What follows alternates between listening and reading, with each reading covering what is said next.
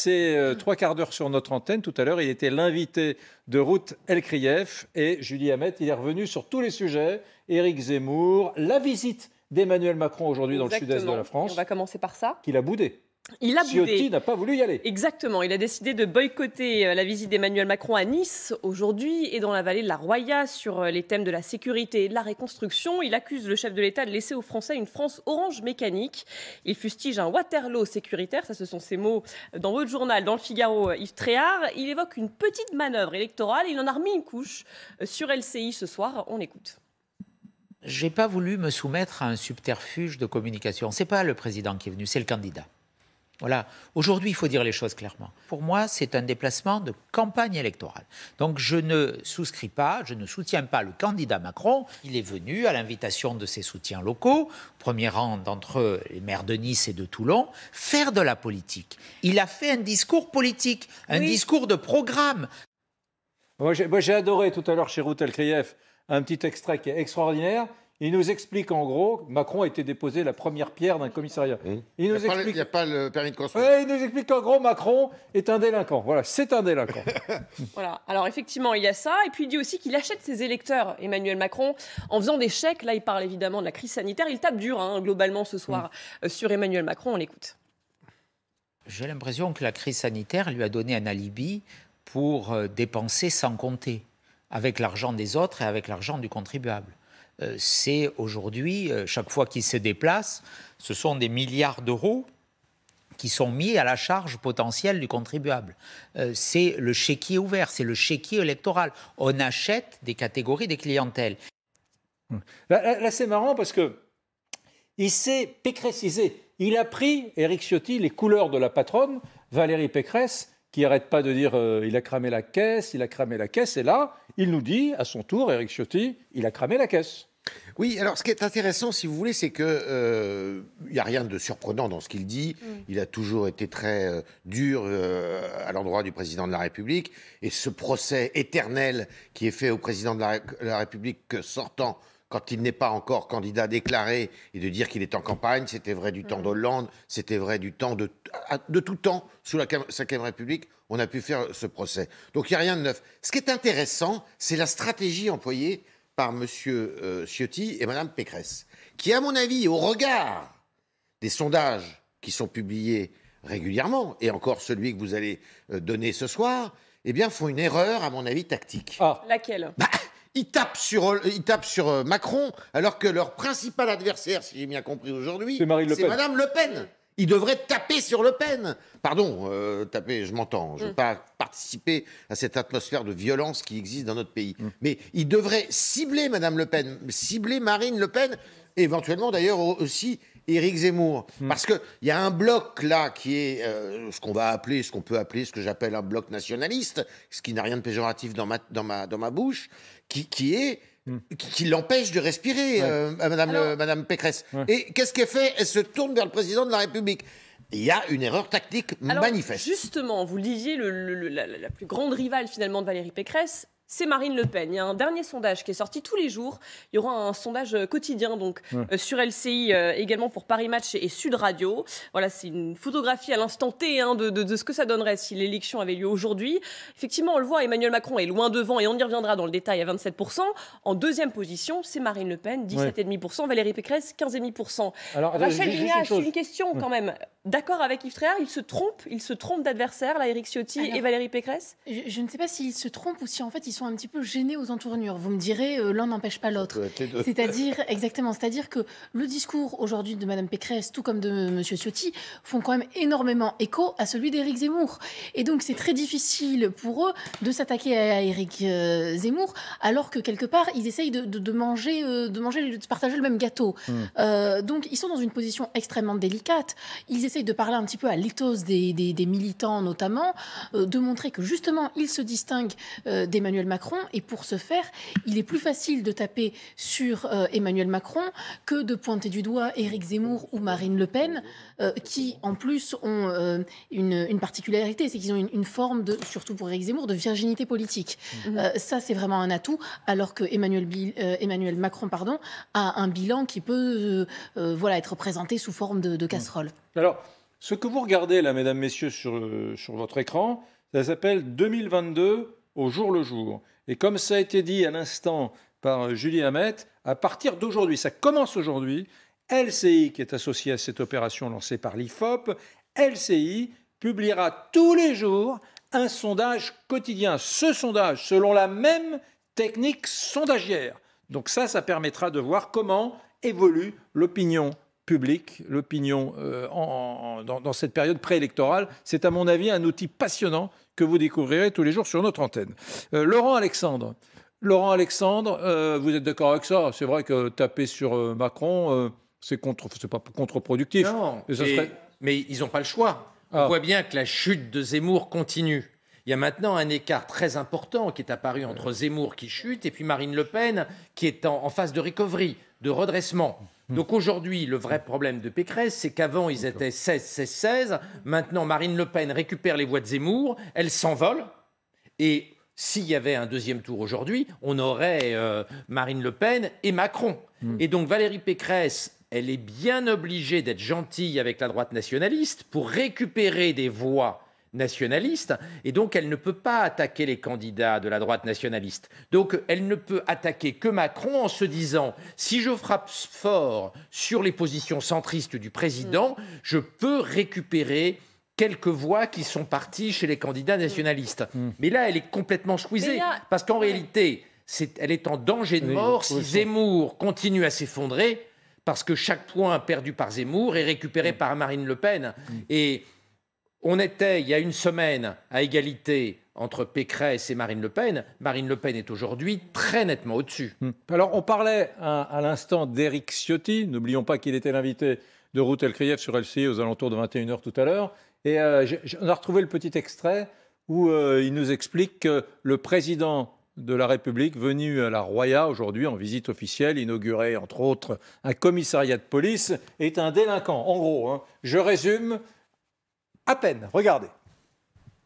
Monsieur Macron est venu déposer la première pierre d'un hôtel de police dont le permis de construire n'est même pas déposé. C'est-à-dire que vous, si vous construisez chez vous sans permis de construire, vous êtes poursuivi. Bien, monsieur Macron, président de la République, il vient de déposer la première pierre d'un hôtel de police dont les équipes d'architecture ne sont même pas choisies. D'ailleurs, il y aura une réunion demain pour choisir des équipes et le lauréat sera désigné en juillet prochain. Ouais, bon, c'est savoureux. Oui, mais on l'attend là-dessus. Grandeur et misère de la politique. C'est classique. Non, mais grandeur et misère de la politique. Non, mais c'est très bien. Moi, demain, je vais aller à Pithiviers déposer la première pierre d'une salle polyvalente qui n'a même pas été votée par le conseil municipal. Le fait qu'il n'aille pas à la Roya, ça me paraît de bonne guerre, si vous voulez, qu'il n'aille pas accompagner le président de la République dans sa visite. D'abord parce qu'il estime que c'est une visite de candidat et non pas de président de la République. Il va promettre monts et merveilles en termes de lutte contre l'insécurité. Là, c'est manifeste qu'il est candidat, précisément. Puisque... 2 fois plus de policiers sur le terrain d'ici 2030 et un budget en hausse de 15 milliards d'euros sur 5 ans. S'il est réélu, parce que tout ça ne commencera qu'après l'élection. Donc, de toute manière, tout ça, c'est... Si vous voulez, les méthodes politiques, c'est terrible dans notre pays, ne changent pas. Le débat ne change pas, c'est un niveau, on va même voir ce qui se passe dans les restaurants, dans la cantine, enfin bon, le niveau est quand même très faible. Et là, bon, combien de fois il y a eu des projets qui ont été annoncés, des projets architecturaux, mais on sait très bien que tout ça ne respectait absolument pas les procédures. Mais s'il n'a que ça, c'est un petit peu faible de la part de M. Ciotti. Si ce qu'il a reproché à Emmanuel Macron est un souci administratif sur un terrain, on s'attend à autre chose quand même des LR. Est-ce qu'il a parlé de son ami Guillaume Pelletier? Exactement, j'allais y venir. Vous savez, Guillaume Pelletier, c'est l'ancien numéro 2 des Républicains, ancien vice-président du parti Les Républicains, qui a rejoint Éric Zemmour ce week-end. Alors certains disent que c'est un non-événement, ça c'est un peu ce qu'on dit dans le camp des Républicains. D'autres parlent d'un tournant dans la campagne, ça c'est dans le camp Zemmour. On va écouter justement la réaction d'Éric Ciotti. Il se dit très triste, pas simplement déçu, très triste. On l'écoute. J'ai pris cette décision avec tristesse. Voilà, Guillaume est un ami. Il m'a soutenu les 3 derniers jours. Voilà. Bon, il m'a apporté son parrainage. Il y en avait un. D'accord. Après, moi, je regrette cette décision. Je vous le dis, moi, je suis pour la loyauté en politique, pour la clarté.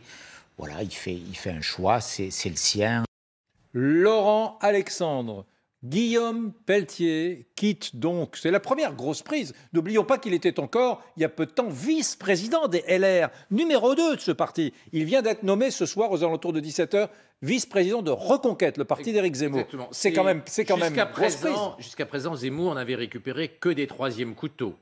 Boutin, Poisson, l'extrême droite catholique intégriste et les ultra-conservateurs. C'est la première fois que Zemmour récupère un second couteau. Et c'est un événement pour lui. Un premier couteau ou un second C'est un second. C'est pas. Il était vice-président, mais c'est pas un grand acteur, c'est pas Ciotti. Donc c'est un événement. Zemmour arrive maintenant à récupérer des deuxièmes couteaux chez LR. C'est une grande progression. Est-ce qu'il va réussir à récupérer des premiers couteaux? C'est pas certain. On voit pas qui d'autre pourrait trahir le parti pour aller chez Zemmour, surtout au moment où Zemmour chute dans les sondages. Il s'est montré, c'est intéressant ce que dit Ciotti, parce qu'il s'est montré quand même lui aussi un peu ambigu vis-à-vis d'Éric Zemmour. Quand il disait s'il y avait en second tour Emmanuel Macron et Éric Zemmour, je rejoindrais Éric Zemmour. Alors là, il a botté en touche. C'est quand Zemmour était à 18% dans les sondages. Voilà. Mais en l'occurrence, Éric Zemmour s'est adressé directement aujourd'hui à Éric Ciotti. Vous savez, il faisait ses vœux à la presse aujourd'hui, Éric Zemmour. Et il lui dit, mais mon ami, rejoins-nous. On l'écoute.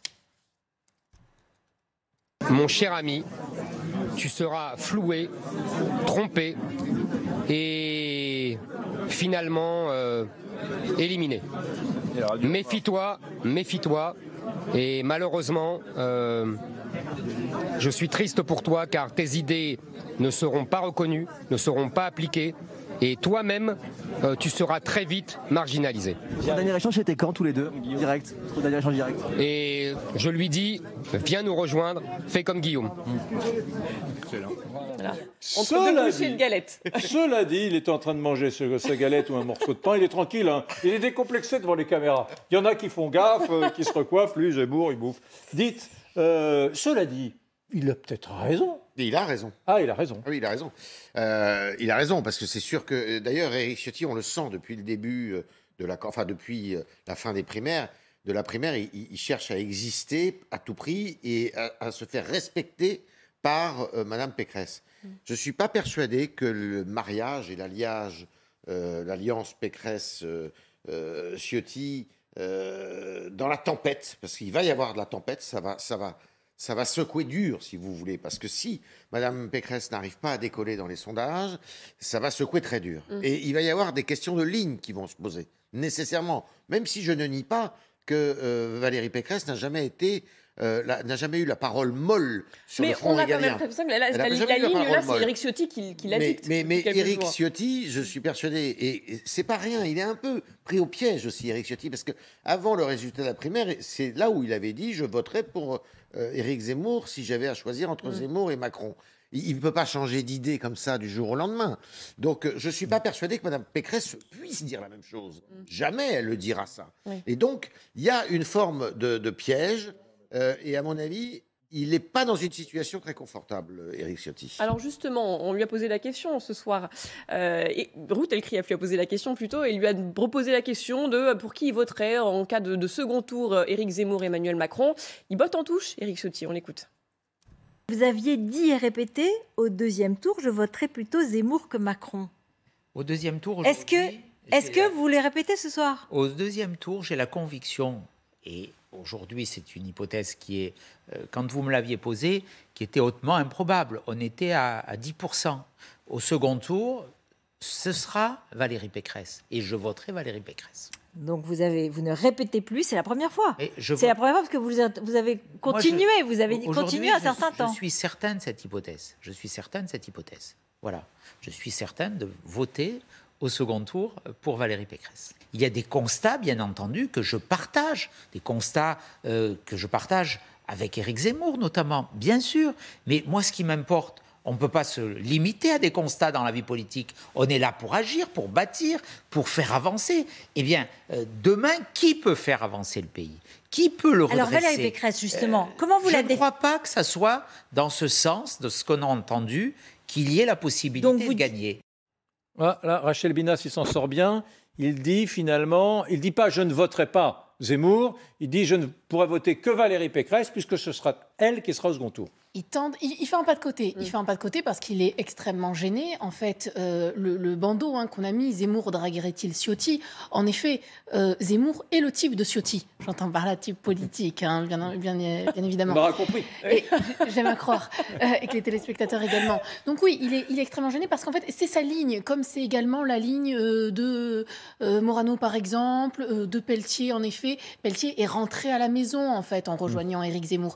Le problème, c'est que Zemmour ne décolle pas quand même dans les sondages, même si en effet Pécresse n'a pas de souffle véritablement autour d'elle, et que partir à cet instant demande quand même un certain courage, parce que on n'abandonne pas forcément la proie pour l'ombre. Et là, c'est ce que ça signifierait. Et on y reviendra à 23h, Éric. On revient très largement sur Ciotti et sur Éric Zemmour. Sur une séquence spéciale à partir de 23h tout à l'heure dans Brunet et compagnie. Dans un instant, on va parler d'un certain nombre de choses, en particulier de la crise sanitaire. Je rappelle qu'il y a eu quand même 286 morts les 24 dernières heures. Ça fait penser aux chiffres que nous avions lors de la première vague.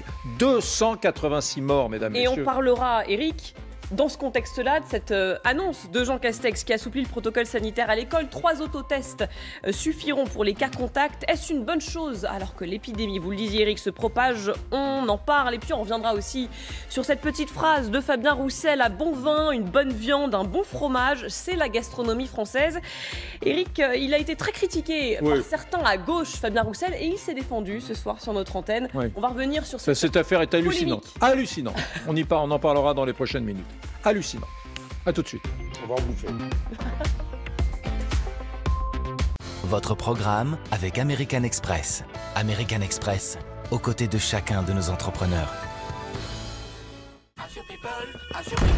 Retrouvez votre programme avec assurepeople.com. Assurance auto pour jeunes, résiliés, sinistrés, malucés. Tout de suite, nous êtes arrivés sur ce point. Quand Alain a besoin d'aide, c'est sa fille qui s'occupe de lui. Même si parfois, il a du mal à l'accepter. Besoin d'aide? Non. Mais cette fois-ci, sa fille n'était pas là. Et Alain a pu compter sur Marie, aide à domicile. Et c'est un de nos engagements d'assureur mutualiste pour votre santé. Groupama, la vraie vie s'assure ici. Vous voyez cet éleveur, cette productrice de fromage et ce producteur de tomates? Ils font tous partie des alliances locales Leclerc. Des circuits courts entre des magasins Leclerc et des petits producteurs. Aujourd'hui, il y a plus de 12 000 alliances locales pour développer leur activité. Parce que défendre les filières agricoles françaises, ça commence en local. Leclerc. Avec Krups, préparer votre café n'a jamais été aussi intuitif. Un café parfait, comme vous l'aimez. Krups. Oui, tout à fait. Bien sûr.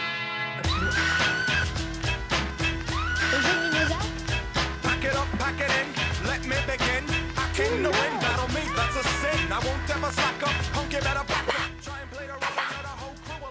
Vous avez passé une bonne journée? Plutôt calme. J'ai vu ça, oui. Bibox Fibre avec Wi-Fi 6. Profitez du meilleur des Wi-Fi partout dans la maison. On est fait pour être ensemble. Bouygues Télécom. Vos yeux sont exceptionnels. Ils sont capables d'actionner plus de 100 millions de photorécepteurs et d'analyser des dizaines de milliers d'informations par heure. Mais voilà, vous, tout ce que vous voulez voir pour l'instant, c'est si c'est un 0 ou un O dans ce fichu code Wi-Fi. Alors si vous avez plus de 40 ans, votre opticien Atoll vous offre un examen de votre vision. Atoll. Dispositif médical. Le cercle existe depuis la nuit des temps. Une forme parfaitement harmonieuse. Une renaissance perpétuelle. Le cercle accompagne BMW depuis toujours. Il nous guide, nous inspire, nous stimule. Il est temps de repenser notre vision pour la rendre encore plus circulaire. Découvrez notre démarche circulaire et l'ensemble de nos engagements sur bmw.fr. Dès qu'on l'a vu, ça a été le coup de foudre. Hein. Mais il va falloir qu'on aille voir avec la banque pour le crédit auto. Bah non, on va aller à la Matmut. Mais oui. À la Matmut, ils proposent un super crédit auto. Avec ou sans apport, pas de frais de gestion, on peut changer les mensualités et même les suspendre en cas d'imprévu. Jusqu'au 31 janvier, Profitez d'un taux exceptionnel sur le crédit auto Matmut de 1%. Voir conditions détaillées de l'offre sur matmut.fr et en agence. Matmut, ma valeur sûre. Votre programme avec American Express. American Express, aux côtés de chacun de nos entrepreneurs. Retrouvez votre programme avec AssurePeople.com. Assurance auto pour jeunes, résiliés, sinistrés, malucés.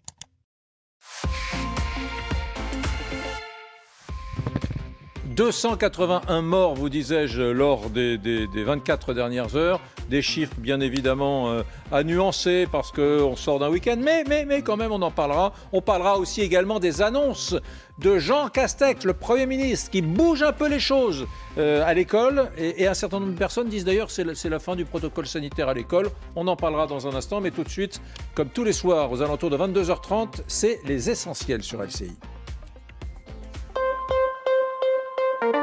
Jean Castex annonce un assouplissement donc, du protocole sanitaire à l'école. 3 autotests suffiront désormais pour les élèves qui seraient cas contact. On le rappelle, avant il fallait faire un test PCR ou antigénique suivi de 2 autotests.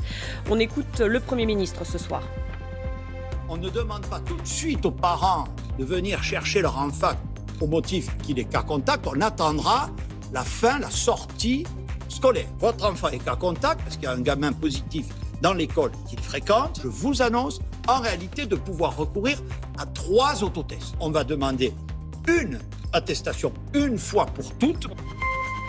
9 départements du sud-ouest en alerte orange aux crues. À Toulouse, la Garonne est sortie de son lit, inondant les berges. Des dizaines de pompiers et de gendarmes restaient toutefois mobilisés dans plusieurs départements. Les pluies se poursuivent, mais elles vont rapidement baisser en intensité pour cesser totalement demain matin. Restez prudents. Emmanuel Macron passe à l'offensive sur la sécurité, hausse de 15 milliards d'euros sur 5 ans du budget de la sécurité et 2 fois plus de policiers sur le terrain d'ici 2030, dit-il. Annonce du président à Nice. Aujourd'hui, il est venu défendre son bilan étrillé par la droite et l'extrême droite. Novak Djokovic espère toujours participer à l'Open d'Australie. Un juge a révoqué l'annulation du visa du joueur serbe par les autorités australiennes. Il a aussi ordonné sa sortie du centre de rétention pour migrants où il avait été placé à son arrivée dans le pays.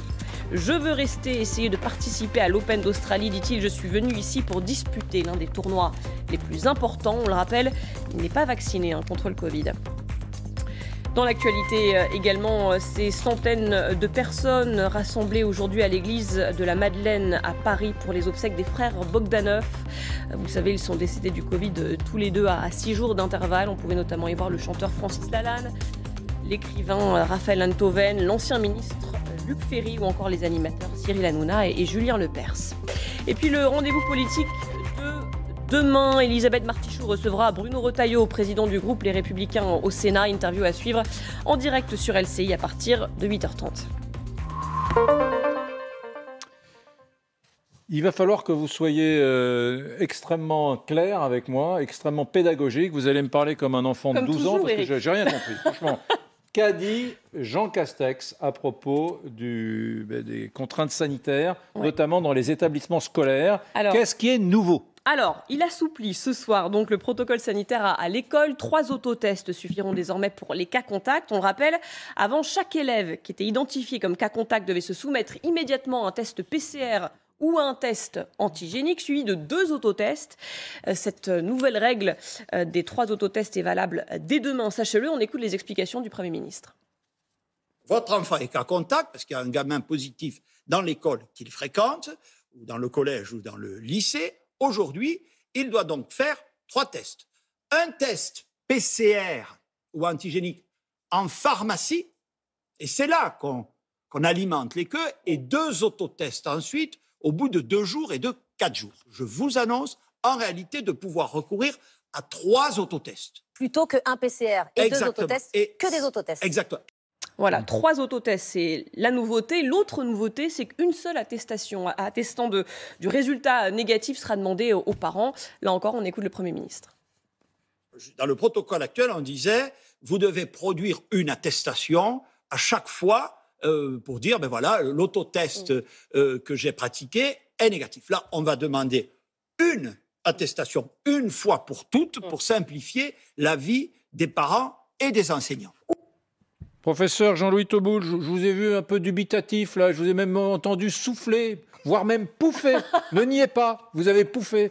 Qu'est-ce qui vous semble dérisoire, là? Alors, il y a plusieurs choses. D'abord, les protocoles étaient très compliqués, en effet. Je suis parent, j'ai un enfant en primaire. Et j'ai dû subir, en fait, ces protocoles extrêmement compliqués, avec aller chercher les enfants à brûle-pourpoint et faire des tests, faire la queue dans les pharmacies, parfois très loin. Il faisait très froid, en plus. Il fait très froid, non. Donc, très compliqué. Pour autant, ça s'est simplifié, mais ce que je n'arrive pas à comprendre, moi, personnellement, c'est la stratégie derrière. C'est-à-dire, est-ce qu'on simplifie dans l'objectif de diminuer la contamination entre les enfants? Probablement pas, puisque manifestement, cette simplification n'a pas cet objectif. Et quel est l'objectif? Voilà, quel est l'objectif? C'est ça que je n'arrive pas à comprendre. Quelle est la stratégie? Quel est l'objectif? On a compris que le protocole est simplifié. Faire une seule attestation au lieu de 3 alors qu'il y a 3 autotests, ça frise. Enfin bon. 3 autotests et c'est les parents donc qui moi, diront oui ou non mon enfant est positif ou négatif. Ce matin même, je signe une attestation. Bon, il y a 3 lignes à dire je certifie sur l'honneur, etc. Ils ont qu'à imprimer, pré-imprimer, et puis on en fait 3 après chaque test. Sinon, ça n'a pas de logique, si vous voulez. Bon, mais je voudrais savoir quelle est la stratégie derrière ces protocoles. Mais là, c'est une façon de dire, en gros, qu'il n'y a plus de protocole sanitaire. Certains parents peuvent très bien dire, on peut avoir la flemme de faire un autotest et dire, c'est bon, il est négatif, ils y vont. Non, mais on fait complètement confiance aux parents. Non, mais attendez, c'est une blague. Depuis quand, dans une crise sanitaire, on mise... On l'a souvent fait sur la confiance. On l'a fait par exemple à Noël, pour les fêtes de Noël. On a misé sur le fait que les Français allaient se faire par exemple autotester avant d'aller retrouver la grand-mère et ça a été fait. Rachel, les Français sont très responsables. Rachel, quand on se prenait une amende de 135 € quand on sortait et qu'on n'avait pas le droit de sortir, c'était pas la confiance. Non mais là, ça va. Vous avez raison de poser la question du but. Quels sont leurs buts de guerre, professeur Tauboul? Parce que là, en clair... il y a plus de...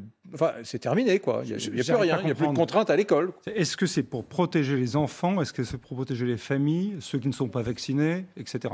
C'est ça que j'arrive pas bien à comprendre derrière cet assouplissement. C'est pour ne pas dédire l'administration. Alors, la bureaucratisation s'est emballée, et là, on rétropédale en cachette.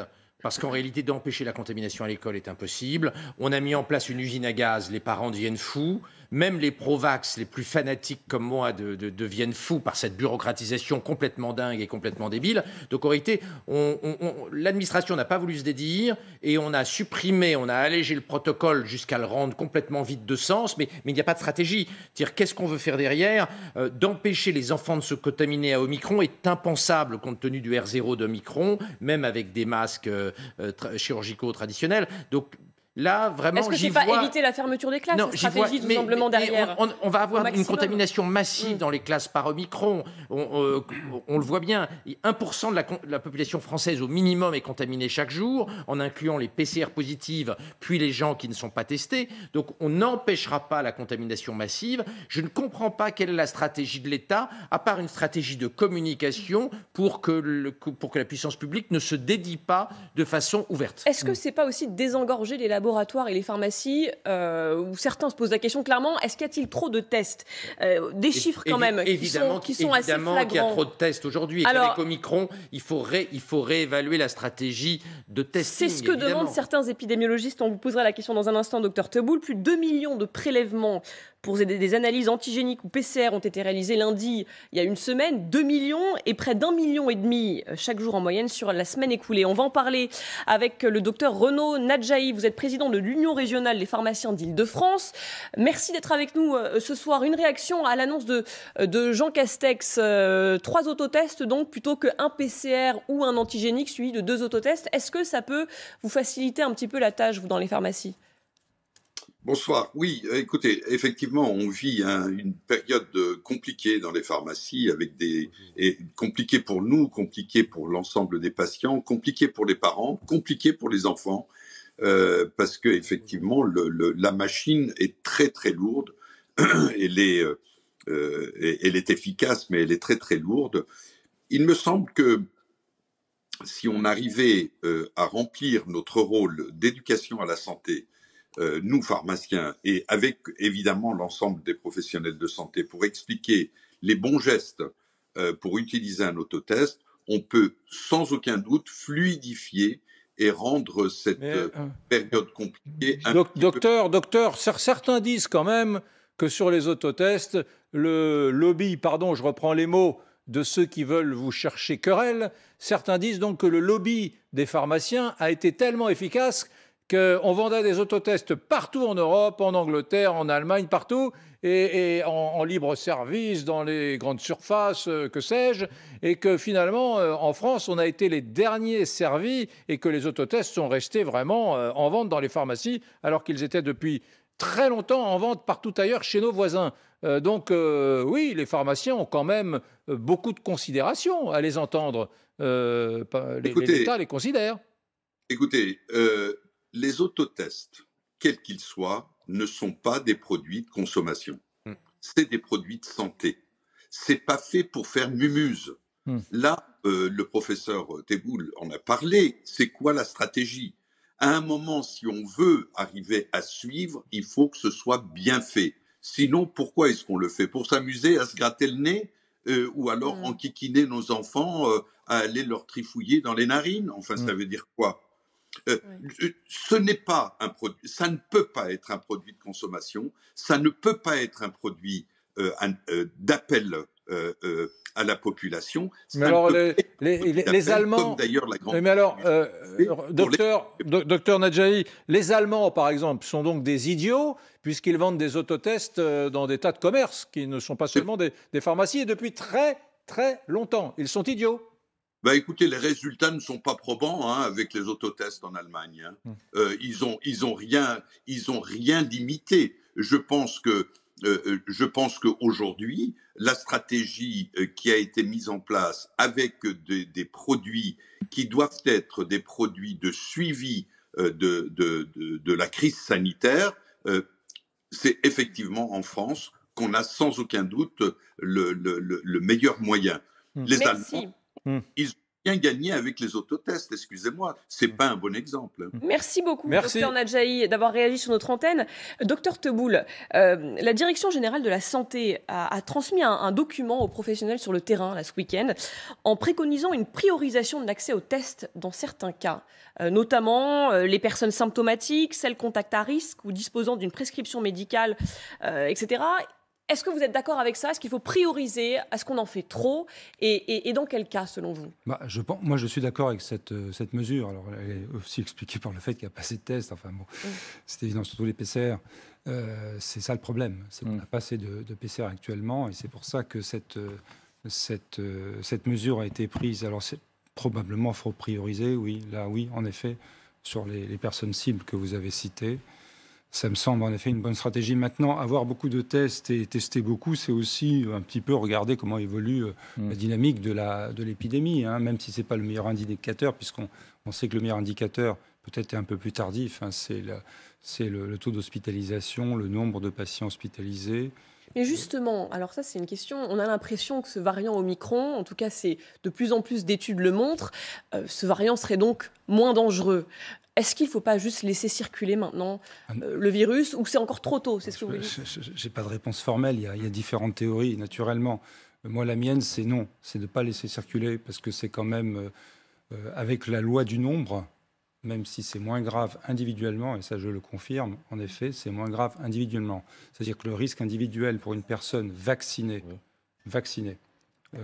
3 doses, le risque individuel, non pas de l'attraper, ça arrive, même si ce risque est diminué quand même. Mais le risque de faire une forme qui nécessite l'hospitalisation est extrêmement minime. Et de faire une forme grave, 0. Voilà, je vous le dis tout simplement, 0. Si elle n'est pas immunodéprimée, bien évidemment. Donc, il y a un intérêt quand même à se prémunir de l'infection Omicron si on est vacciné. Et en fait, il faut insister, et je réinsisterai, sur la vaccination et la dose qu'on appelle booster en Angleterre, qui est la dose de rappel. Et c'est ça qui va nous faire sortir de cette crise hospitalière, je vais dire. Non, ça ne va pas empêcher l'épidémie au sens circulation de virus du terme, mais en tout cas, notre bouée de sauvetage, c'est cette dose de rappel généralisée le plus possible. Bien. De façon à diminuer l'hospitalisation. Merci beaucoup, professeur Jean-Louis Teboul.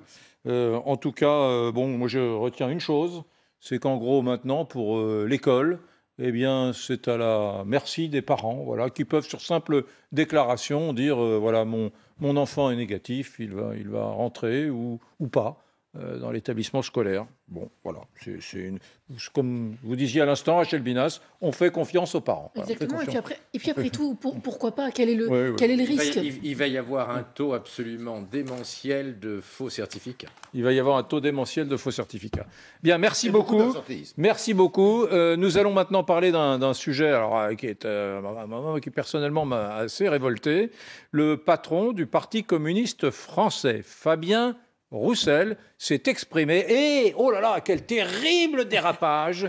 Il a dit grand bien du vin, du fromage et de la viande. Et oui, alors Fabien Roussel, on rappelle le contexte, candidat communiste, au revoir Monsieur Teboul, candidat communiste à l'élection présidentielle, était l'invité de nos confrères de France 3, c'était hier, et il a tweeté un extrait de son passage où il dit la chose suivante: un bon vin, une bonne viande, un bon fromage, c'est la gastronomie française.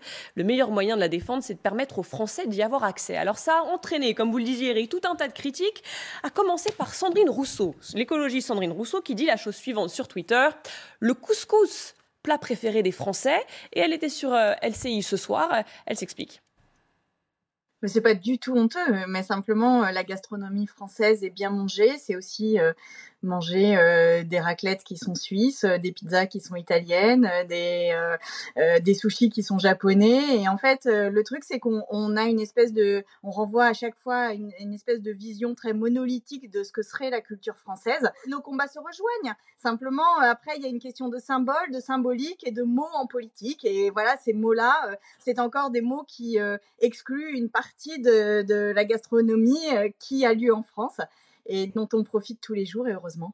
Alors ça, c'est donc la réaction de Sandrine Rousseau, mais alors il y en a eu beaucoup à gauche. Voilà ce que dit Sergio Coronado: je ne bois pas, je suis végétarien, j'espère que je ne suis pas l'anti-France. Et alors Coronado, qui est un député... ancien député PS, si je ne dis pas de bêtises. Ancien député socialiste. Yves Tréhard, Europe Écologie Les Verts, excusez-moi. Europe Écologie Autre réaction: aïe, aïe, aïe, heureusement que le grotesque ne tue pas, faites avancer la gauche au lieu de faire des appels de pied à la droite identitaire. Donc, alors ça, c'est fabuleux. Qui dit ça? Ça va loin. Cet internaute. Et puis un autre, regardez, comment voulez-vous qu'on vote pour un parti saucisse? Arrêtons-nous un instant. On a donc un internaute qui considère que dire manger du fromage, de la viande et boire un bon vin, il considère que c'est une approche identitaire de la gastronomie. Parce que dans le Coran, il n'est pas recommandé de boire du vin. Ouais. Donc prétendre que le vin fait partie de la gastronomie française, c'est, du point de vue de l'extrême gauche, exclure les musulmans de la communauté. C'est le sens de ce tweet, évidemment. D'accord. C'est le sens de ce tweet. Donc on voit bien l'opposition entre une France qui pense que le vin est une matrice de la gastronomie française et puis une France d'extrême gauche qui pense que, puisque les musulmans ne boivent pas de vin, le vin ne peut pas être un principe de gastronomie française, voire doit être exclu et remplacé par le lait de chameau et le couscous. Donc on lui reproche une description un peu identitaire de la gastronomie française, une description aussi anti-écolo de la gastronomie française, et Fabien Roussel a répondu, était l'invité de Ruth Elkrieff ce soir sur LCI, il se défend, il ne comprend pas tellement la polémique, on l'écoute. Manger sain et à sa faim, je pense que c'est un vrai sujet et même un combat révolutionnaire à mener. Parce que manger sain, c'est pas donné à tout le monde, et manger à sa faim non plus. Il y a 10 millions de personnes sous le seuil de pauvreté qui ne mangent pas à leur faim. Et je ne vois pas pourquoi les personnes qui vivent sous le seuil de pauvreté seraient condamnées à aller dans des grandes surfaces pour récupérer la nourriture en promo, à moitié presque périmée. Je milite effectivement pour que chacun ait la possibilité de manger à sa faim, mais de manger des produits de qualité et de découvrir la gastronomie française. La gastronomie française, c'est notre culture, c'est notre patrimoine culturel. On a le droit au bon et on a le droit au beau, à l'art. Donc en gros, là, la gauche, une partie de la gauche, reproche au patron du Parti communiste français d'avoir dérapé parce qu'il a dit d'avoir été franchouillard, voire même réactionnaire, identitaire, donc d'extrême droite. Hein, donc il participe à la course au zémourisme parce qu'il dit « j'aimerais que tous les Français puissent avoir un revenu suffisant pour manger de la bonne viande, du bon fromage et un bon coup de rouge. C'est juste, c'est vertigineux. Je ne sais pas s'il avait dit ça il y a 5 ans, on ne le lui aurait pas reproché. Ce qu'on lui reproche aujourd'hui est vertigineux. Mais il y a 2-3 ans, l'évolution du débat public en France et politique va extrêmement vite. On assiste à une américanisation totale du débat public et politique dans une partie de la gauche, qui est en train de se déchirer. On va en parler tout à l'heure. Elle est à 20% au total dans notre sondage ce soir. 20% tous les candidats. Et ce qui reste de la gauche est en train de se déchirer, de s'insulter, non plus sur des propositions concrètes pour les ouvriers, pour les employés, pour les salariés, ce qu'a fait le salariat, ce qu'a fait l'histoire de la gauche, mais pour uniquement du symbolique. Que du symbolique. Et tout à l'heure, sur le plateau de Routel-Krief, c'était passionnant. Il y a 2 façons de voir cette polémique. Il y a dire, c'est une petite phrase, c'est ridicule, Mais en fait, ce ne sont pas que des petites phrases. C'est une déchirure entre Fabien Roussel, des communistes, et ceux à gauche qui disent il faut qu'on retourne vers le peuple. On a laissé le peuple à Marine Le Pen et à Éric Zemmour. Il faut qu'on retourne vers le peuple avec des propositions concrètes. Les catégories populaires qui ne votent plus à gauche. Exactement, depuis longtemps. Et vous aviez en face Sandrine Rousseau qui disait non, symboliquement. Moi, je suis dans le symbolique. Fabien Roussel n'a pas le droit de parler de gastronomie française parce qu'en défendant la gastronomie française, il exclut la pizza, il exclut le couscous, donc il exclut tous les gens qui aiment le couscous, la pizza et d'autres plats étrangers. Donc, en creux, les immigrés, les étrangers, les victimes. Et on est dans oppresseur-oppression, dans le symbolique du côté de Sandrine Rousseau, les écolos, une partie de la France insoumise. Et de l'autre côté, dans ce qu'a toujours fait la politique, des solutions concrètes du côté de Fabien Roussel. C'est du symbolique. C'est ce qui se passe aux États-Unis, la culture woke. C'est beaucoup plus profond. Ce sont des débats qu'on va avoir dans l'avenir. Certains universitaires islamo-gauchistes expliquent d'ailleurs que la gastronomie française, elle est coloniale.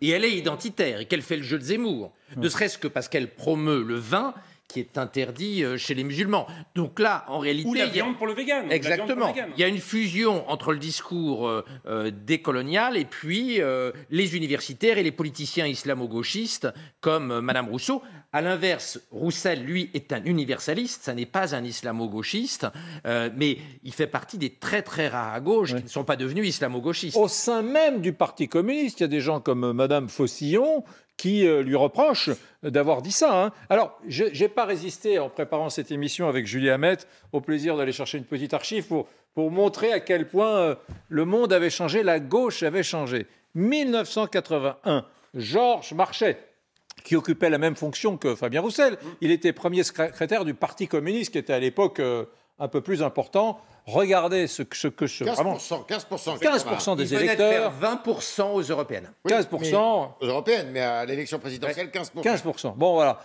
Il y avait un sujet qui n'était pas majeur dans la société française à l'époque, qui était l'immigration. En 1980, c'était pas... Regardez ce que disait à l'époque le patron du Parti communiste français sur les immigrés, sans que pour autant on vienne lui chercher querelle.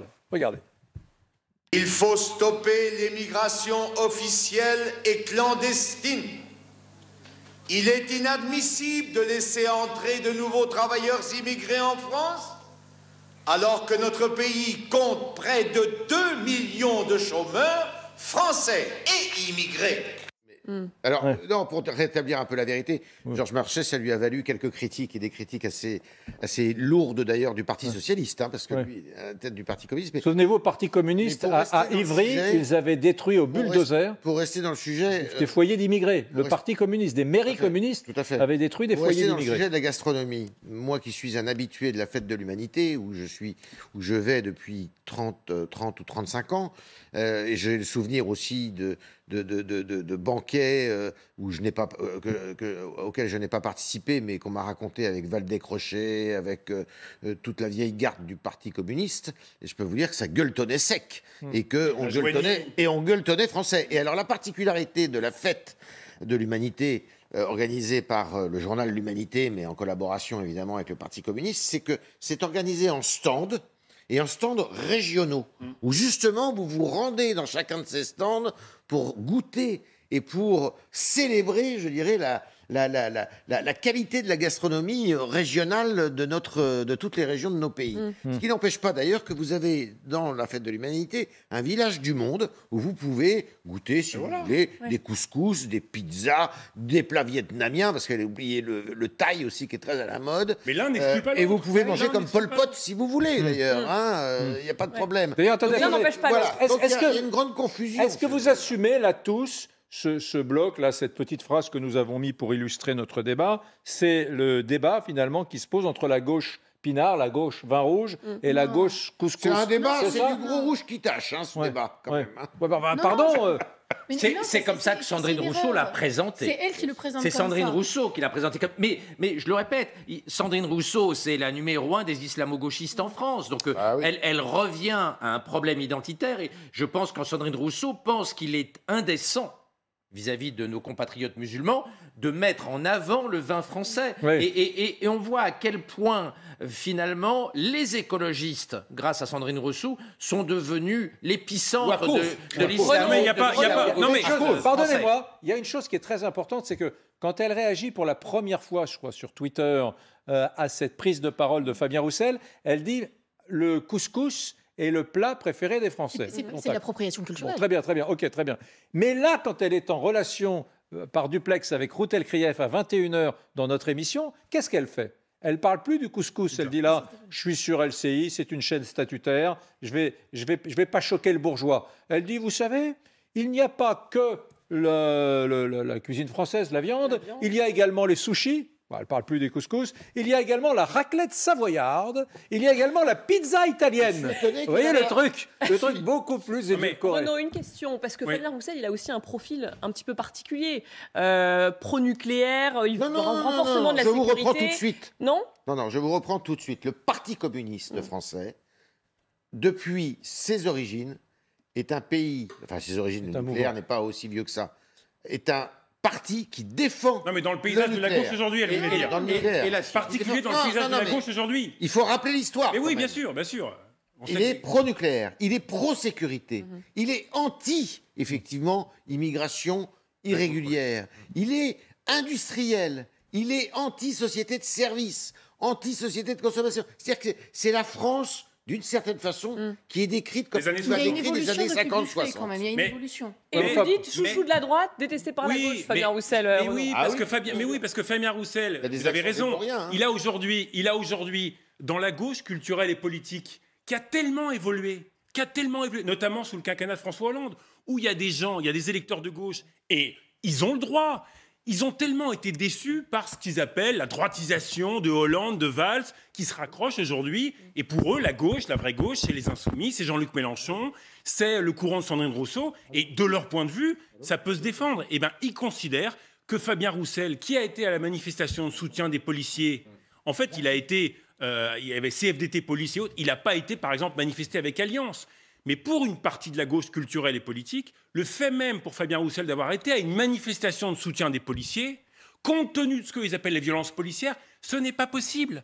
Lorsque, place du Colonel Fabien, il y a un colloque la semaine dernière en défense de Charlie Hebdo et de la laïcité, certains chez les Insoumis et dans la gauche disent ce n'est pas possible. Ce sont aujourd'hui des déchirures extrêmement importantes qui, on le voit aux États-Unis, c'est les mouvements aux États-Unis victimaires qui viennent heurter de plein fouet une certaine tradition de la gauche républicaine et universaliste.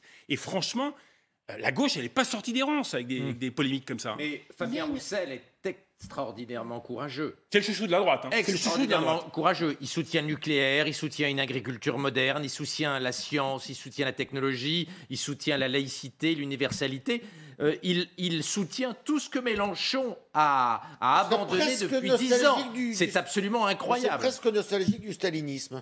Non, mais d'avoir une gauche qui défend la science, qui défend le nucléaire, qui défend la technologie, ça fait un peu plaisir. Qui défend l'emploi. Quand on voit ce qu'est devenu le mélenchonisme, quand on voit le niveau d'obscurantisme de Mélenchon aujourd'hui, ça fait plaisir de voir une vraie gauche de progrès. Non, s'il vous plaît, les amis, je suis obligé parce qu'il faut que nous respections l'horaire. Dans une seconde, dans une minute, on va parler. Non, non, pas de coup de rouge. On va parler d'Éric Zemmour, après l'émission, d'Éric Ciotti, de Guillaume Pelletier et de l'onde de choc incroyable qui a provoqué cette affaire. Mais tout de suite, mesdames, messieurs, aux abords de 23h, c'est le journal.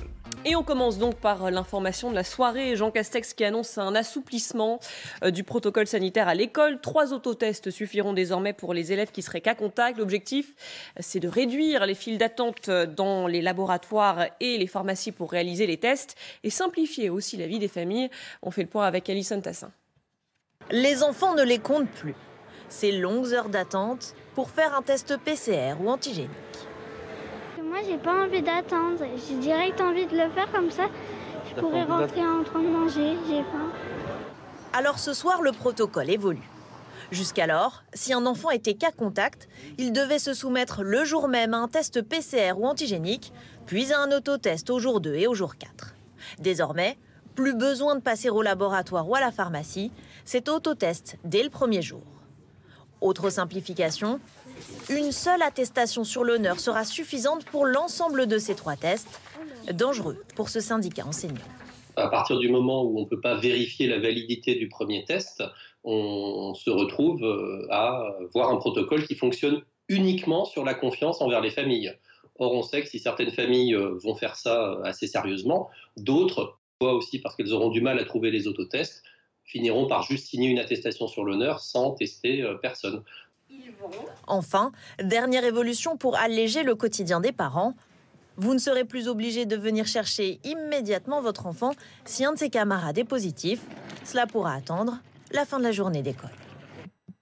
En Guadeloupe, les forces de l'ordre ont tiré des gaz lacrymogènes devant le CHU de Pointe-à-Pitre. Elles tentaient de démanteler un piquet de grève installé par les manifestants opposés à l'obligation vaccinale.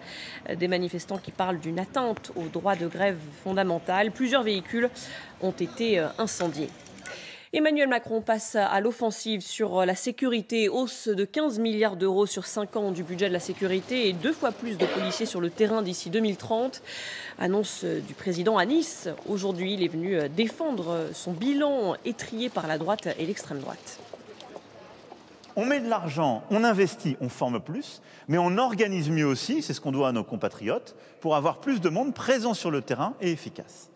Et on a un objectif qui est de doubler la présence policière sur la voie publique à horizon 2030. On a commencé avec les 10 000 postes créés, mais derrière, c'est une réorganisation complète du travail, de l'organisation des tâches, de la répartition des tâches, pour qu'il y ait des forces de sécurité au quotidien qui répondent à ce que vous vivez, à ces incivilités, parce qu'il faut que ça aille très vite. Éric Zemmour a présenté ses vœux à la presse cet après-midi en présence du nouveau vice-président de son parti, Guillaume Pelletier, ancien LR. On va y revenir dans un instant. Le candidat de la Reconquête en a également profité pour faire un point sur ses parrainages. Et le compte, vous allez voir, n'y est pas tout à fait. On écoute Éric Zemmour. Je dirais entre 300 et 350 parrainages. Une question. Mais pour l'instant, ce ne sont que des promesses, comme vous le savez. Voilà. Également dans l'actualité, 8 départements du sud-ouest en alerte orange aux crues. À Toulouse, la Garonne est sortie de son lit, inondant les berges. Des dizaines de pompiers et des gendarmes restent toutefois mobilisés dans plusieurs départements. Les pluies se poursuivent, mais elles vont rapidement baisser en intensité et pourraient cesser totalement demain matin. Restez prudents. Novak Djokovic espère toujours participer à l'Open d'Australie. Un juge a révoqué l'annulation du visa du joueur serbe par les autorités australiennes. Il a aussi ordonné sa sortie du centre de rétention pour migrants où il avait été placé à son arrivée dans le pays. « Je veux rester et essayer de participer à l'Open d'Australie », dit-il. « Je suis venu ici pour disputer l'un des tournois les plus importants. » On le rappelle, il n'est pas vacciné contre le Covid. Et puis un dernier mot sur ces centaines de personnes rassemblées à l'église de la Madeleine à Paris aujourd'hui pour les obsèques des frères Bogdanov. On le rappelle, ils sont tous les deux décédés du Covid à 6 jours d'intervalle. On pouvait notamment y voir le chanteur Francis Lalanne, l'écrivain Raphaël Enthoven ou encore l'ancien ministre Luc Ferry.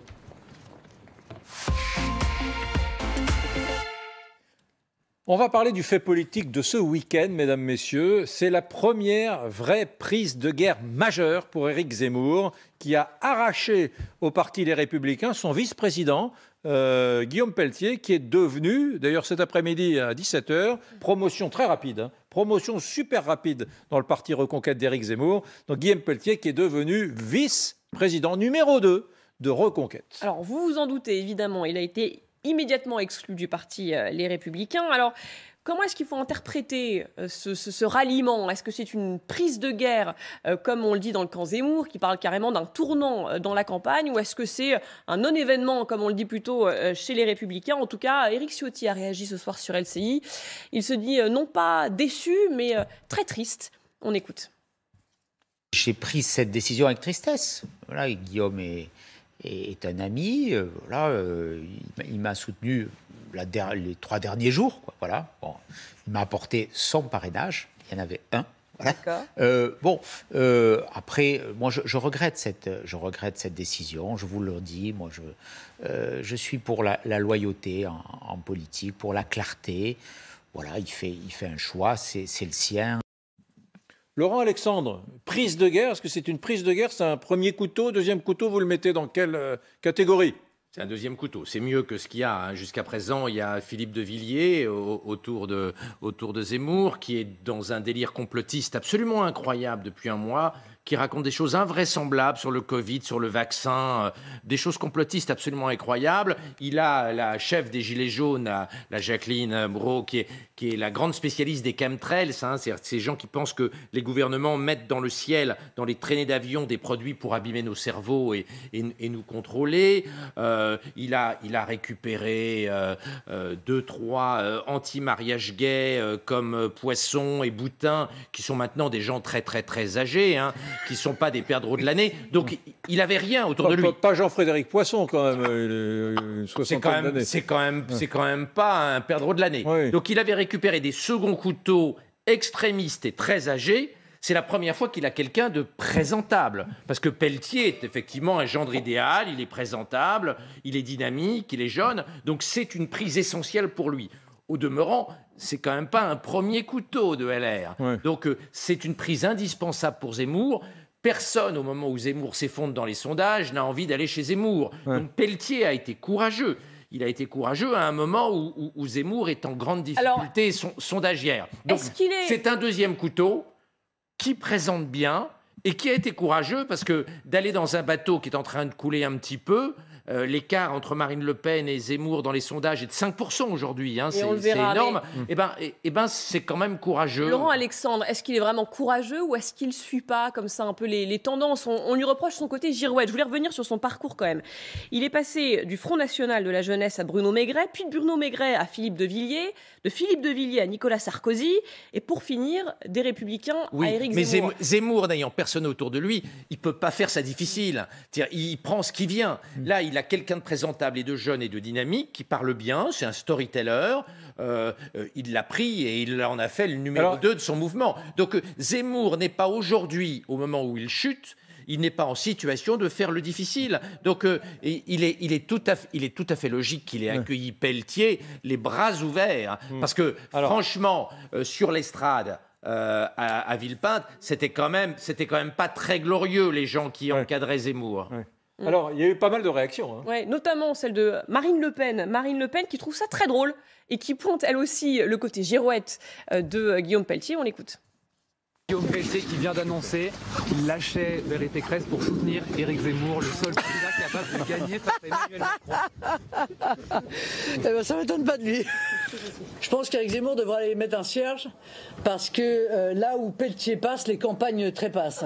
Il faut quand même se souvenir du parcours du garçon qui a quand même un mauvais goût très sûr en matière de soutien, hein, puisqu'il a soutenu Maigret, il a soutenu De Villiers, il a soutenu Sarko en 2012.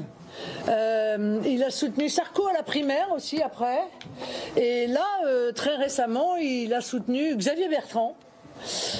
Puis Ciotti au second tour. Voilà, bon donc, quand on a un palmarès comme celui-là, voilà. Et Éric Zemmour devrait croiser les doigts quand même, parce que je ne suis pas sûr qu'il arrive à échapper à la malédiction Pelletier, en fait.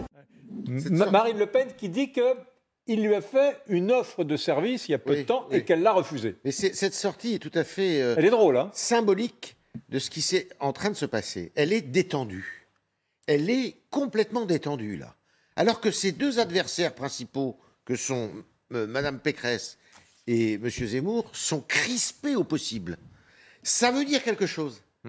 D'abord, elle n'en a rien à faire, effectivement, et ce qu'elle dit est assez convaincant, d'ailleurs, de la part de Pelletier, même moi, si je ne suis pas tout à fait d'accord avec tout ce qui a été dit, c'est-à-dire que Pelletier n'a pas changé de cortex, pas tellement.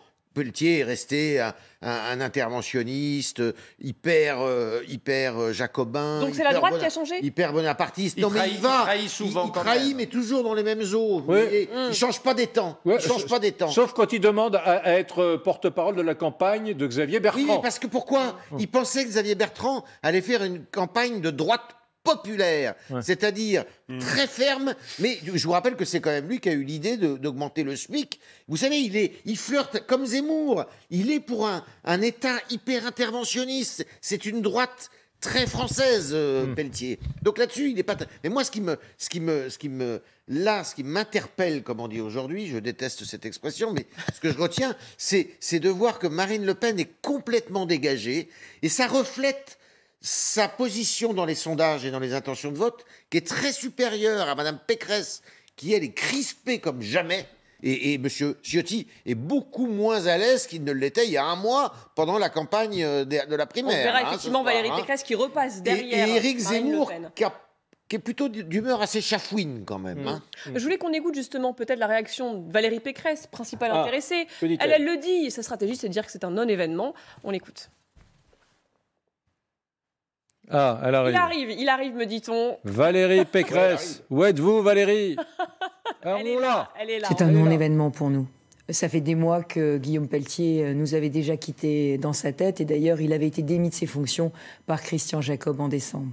Il a soutenu d'abord Xavier Bertrand de toutes ses forces. Oui. Puis ensuite Éric Ciotti la dernière semaine.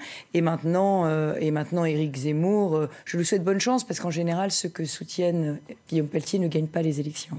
Voilà, on dit que c'est un non-événement, mais Renaud Pilat, est-ce que c'est vraiment le cas? Est-ce que ça les panique pas un petit peu dans le camp républicain là? Oui, il y a quand même un truc, c'est que lui, contrairement à Jacqueline Moreau, il sait faire de la politique. Il sait faire de la politique. Il va peut-être aider d'ailleurs sur les parrainages, Guillaume Pelletier. C'est possible. Je serais moins enthousiaste que vous du point de vue d'Éric Zemmour, franchement. Parce que Guillaume Pelletier, assez peu connu, voire pas connu des Français. Effectivement, je suis d'accord avec Yves. Toujours le même courant, droite, jacobine, anti-immigration, identité, mais anti-libéral. Anti-libéral. Moi, je suis opposant à Éric Zemmour. Je dis, attendez, vous venez de nommer... Ça va vite, hein, la politique. Hein. En une journée, vous êtes vice-président du parti Reconquête. Moi, je pensais qu'il allait être président, d'ailleurs. Enfin, bon, c'est Éric Zemmour qui reste le président. Vous êtes opposant, vous dites, Marine Le Pen. Mais attendez, vous avez pris comme vice-président du parti Reconquête quelqu'un qui est pour une hausse massive du SMIC. Vous êtes pour 20% des salaires. Donc, les artisans, commerçants, libéraux, chefs d'entreprise, certains qui sont pour Éric Zemmour, ils voient arriver quelqu'un qui, effectivement, est d'une droite, je veux dire, il s'entendrait bien avec Fabien Roussel. Il s'entendrait bien avec Fabien Roussel, Guillaume Pelletier. Donc, je crois que d'un point de vue de cohérence idéologique, d'un point de vue de notoriété et d'un point de vue de fidélité, parce qu'il a quand même pas mal zigzagué, je trouve que c'est quand même pas la prise du siècle. Après, là où je suis d'accord avec vous, c'est que quand même dans l'électorat de droite, celui qui lit la presse de droite, bon, Guillaume Pelletier, il est plus connu que ceux qui étaient là avant. Toute la question maintenant est de savoir s'il va être suivi par d'autres. Alors justement... mais juste une chose, c'est gentil, votre baromètre là, c'est célèbre ou pas célèbre? Je suis d'accord avec vous, Guillaume Pelletier, il n'a pas la célébrité d'un... Troisième couteau, quatrième couteau. Si vous voulez, très bien. Je redis ce que je disais, il sait faire de la politique, organiser un parti... Bref, une compétence qui n'existe pas ou très peu chez Éric Zemmour.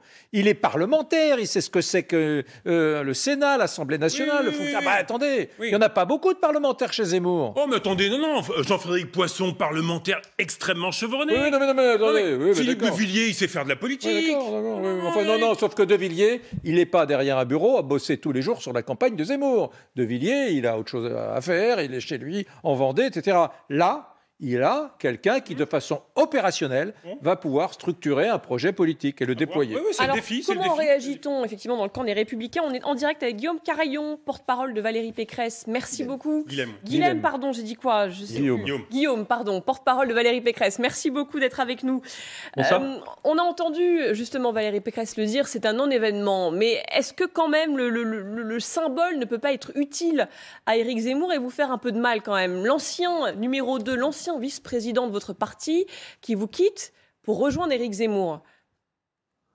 Si on faisait des émissions de télévision à chaque fois que Guillaume Pelletier retourne sa veste, on ne parlerait que de lui, les amis. Je ne reviendrai pas sur son parcours, du FN à Xavier Bertrand, en passant par Philippe de Villiers, Nicolas Sarkozy, Éric Ciotti, maintenant Éric Zemmour. Vous l'avez compris, même si son corps était encore républicain jusqu'à hier, son esprit, ça faisait longtemps qu'il était déjà parti. Ça faisait des mois qu'il était en contact avec les équipes d'Éric Zemmour. Marine Le Pen nous a même appris hier qu'il avait toqué à sa porte il y a un mois, qu'elle lui avait opposé une fin de non-recevoir. Mais ça montre quand même, Guilhem Carayon, qu'il y a des fractures idéologiques au sein de votre parti, non ? Non, mais moi, ce qui me choque le plus avec cette mini-polémique, qui n'en est pas une au fond, ce que je trouve sidérant, c'est qu'on est dans une époque d'inversion des valeurs, où les opportunistes sont perçus comme des types courageux qui se battent pour leurs convictions, et les gens qui sont fidèles et loyaux sont ringardisés. Moi, la trahison et l'opportunisme, c'est pas ma conception de la politique. Je vais vous montrer ce qu'a dit cet après-midi Éric Zemmour à une caméra. Il s'est adressé à une caméra et à travers cette caméra, il parlait à Éric Ciotti. J'imagine que vous l'avez vu, mais vous, mesdames, messieurs, si vous n'avez pas vu cet extrait, il est intéressant parce que Zemmour, bien évidemment, avec sa prise de guerre Guillaume Pelletier, aimerait aller plus loin et il fait du pied à celui qui est toujours son ami, Éric Ciotti. Regardez donc Zemmour qui s'adresse à Ciotti. Mon cher ami, tu seras floué, trompé et finalement éliminé. Méfie-toi, méfie-toi. Et malheureusement, je suis triste pour toi car tes idées ne seront pas reconnues, ne seront pas appliquées. Et toi-même, tu seras très vite marginalisé. Votre dernier échange, c'était quand tous les deux? Direct. Votre dernier échange direct. Et je lui dis, viens nous rejoindre, fais comme Guillaume. Excellent. Voilà, il le dit entre deux bouchées de galette. Mon ami Éric Ciotti, rejoins-moi. D'ailleurs, plus globalement, il le dit Éric Zemmour encore cet après-midi, ils sont plusieurs en fait à avoir rien à faire chez Valérie Pécresse. Alors il les cite, Laurent Wauquiez, Nadine Morano, Bruno Retailleau. Là encore, il leur lance une sorte d'appel. Je continue de penser que tous ces gens-là que j'ai cités n'ont rien à voir et rien à faire avec Madame Pécresse. Mais dans la vie politique, il y a ceux qui préfèrent leur parti à la France et il y a ceux qui préfèrent la France à leur parti. Guillaume Pelletier est de la seconde catégorie. Je souhaiterais jusqu'au dernier moment que tous ceux que j'ai cités le soient également. Rachel Binas, bon voilà, il se dit sans doute grisé par l'arrivée de Guillaume Pelletier. Il dit c'est le moment, allez hop, rejoignez-moi. Ça reste un peu court et puis souvenons-nous d'une chose quand même qui a son importance. C'est que la campagne va bientôt prendre fin. Là, il ne s'agit pas d'un ralliement à 6 mois ou 8 mois de l'élection. C'est un petit peu tard. On était 90 jours. À 90 jours, c'est une prise un petit peu tardive. On espère. Mais là, c'est un petit peu tardif. Quand il explique, par exemple, qu'il a 300 signatures. Bon, il n'a pas 300 signatures, il n'a pas 300 parrainages. Mais pareil. Il en a moins ? Il en a bien moins. Alors déjà, de toute façon, ce ne sont que des promesses. Et surtout, il en a bien moins tellement peu qu'il espère, et on peut le comprendre, que les LR lui en donneront une partie. Comme, souvenez-vous, 2017, si Mélenchon arrive à les avoir, c'est parce que le PC, à l'époque, celui de Buffet, l'aide à en avoir. Mais sinon c'était extrêmement difficile. Vous parlez du Parti communiste, ce parti qui aime bien le vin, le fromage et la viande. Le PC de Roussel ne ressemble pas vraiment au PC, par exemple, de Marie-Georges Buffet, surtout quand il s'agit de créer des ponts entre le PC et la France insoumise. C'est pas vraiment du goût de M. Roussel. Mais ensuite, oui, Pelletier, tout simplement, rentre à la maison et il n'est pas...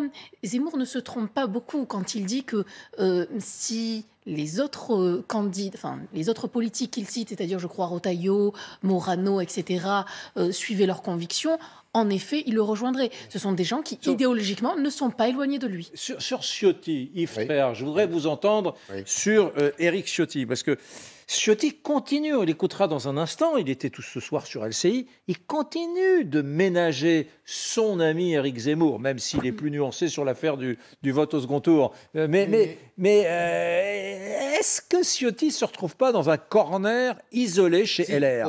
Pour lui c'est compliqué.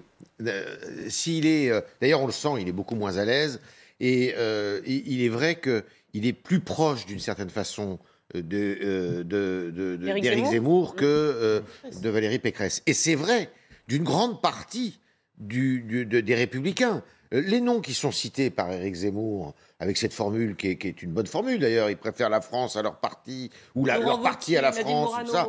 Mais c'est alors pour beaucoup d'entre eux, et surtout des militants, parce que ce qui compte, c'est pas tellement les têtes couronnées, c'est et les caciques, c'est les militants qui après vont aller voter. Et qui dit que ces militants, justement, eh ben, ils se disent Valérie Pécresse, ça correspond pas trop à nos idées. Éric Zemmour est loin, donc on va aller voir Madame Le Pen. C'est Madame Le Pen qui est en train aujourd'hui de ramasser. Mais il est vrai qu'il y a une fracture au sein des Républicains, et on le voit puisque ce parti n'arrive pas à décoller, alors qu'on croyait qu'après la primaire et le mois de décembre passé, eh bien Madame Pécresse avait une dynamique derrière elle, et elle avait une dynamique, mais qui était née d'une espèce d'enthousiasme artificiel. Mais sur le plan idéologique, je ne suis pas persuadé, si vous voulez. Par exemple, l'histoire du drapeau européen sous l'Arc de Triomphe. Est-ce que la droite entrepreneuriale, la droite qui travaille avec l'Europe, la droite qui entend,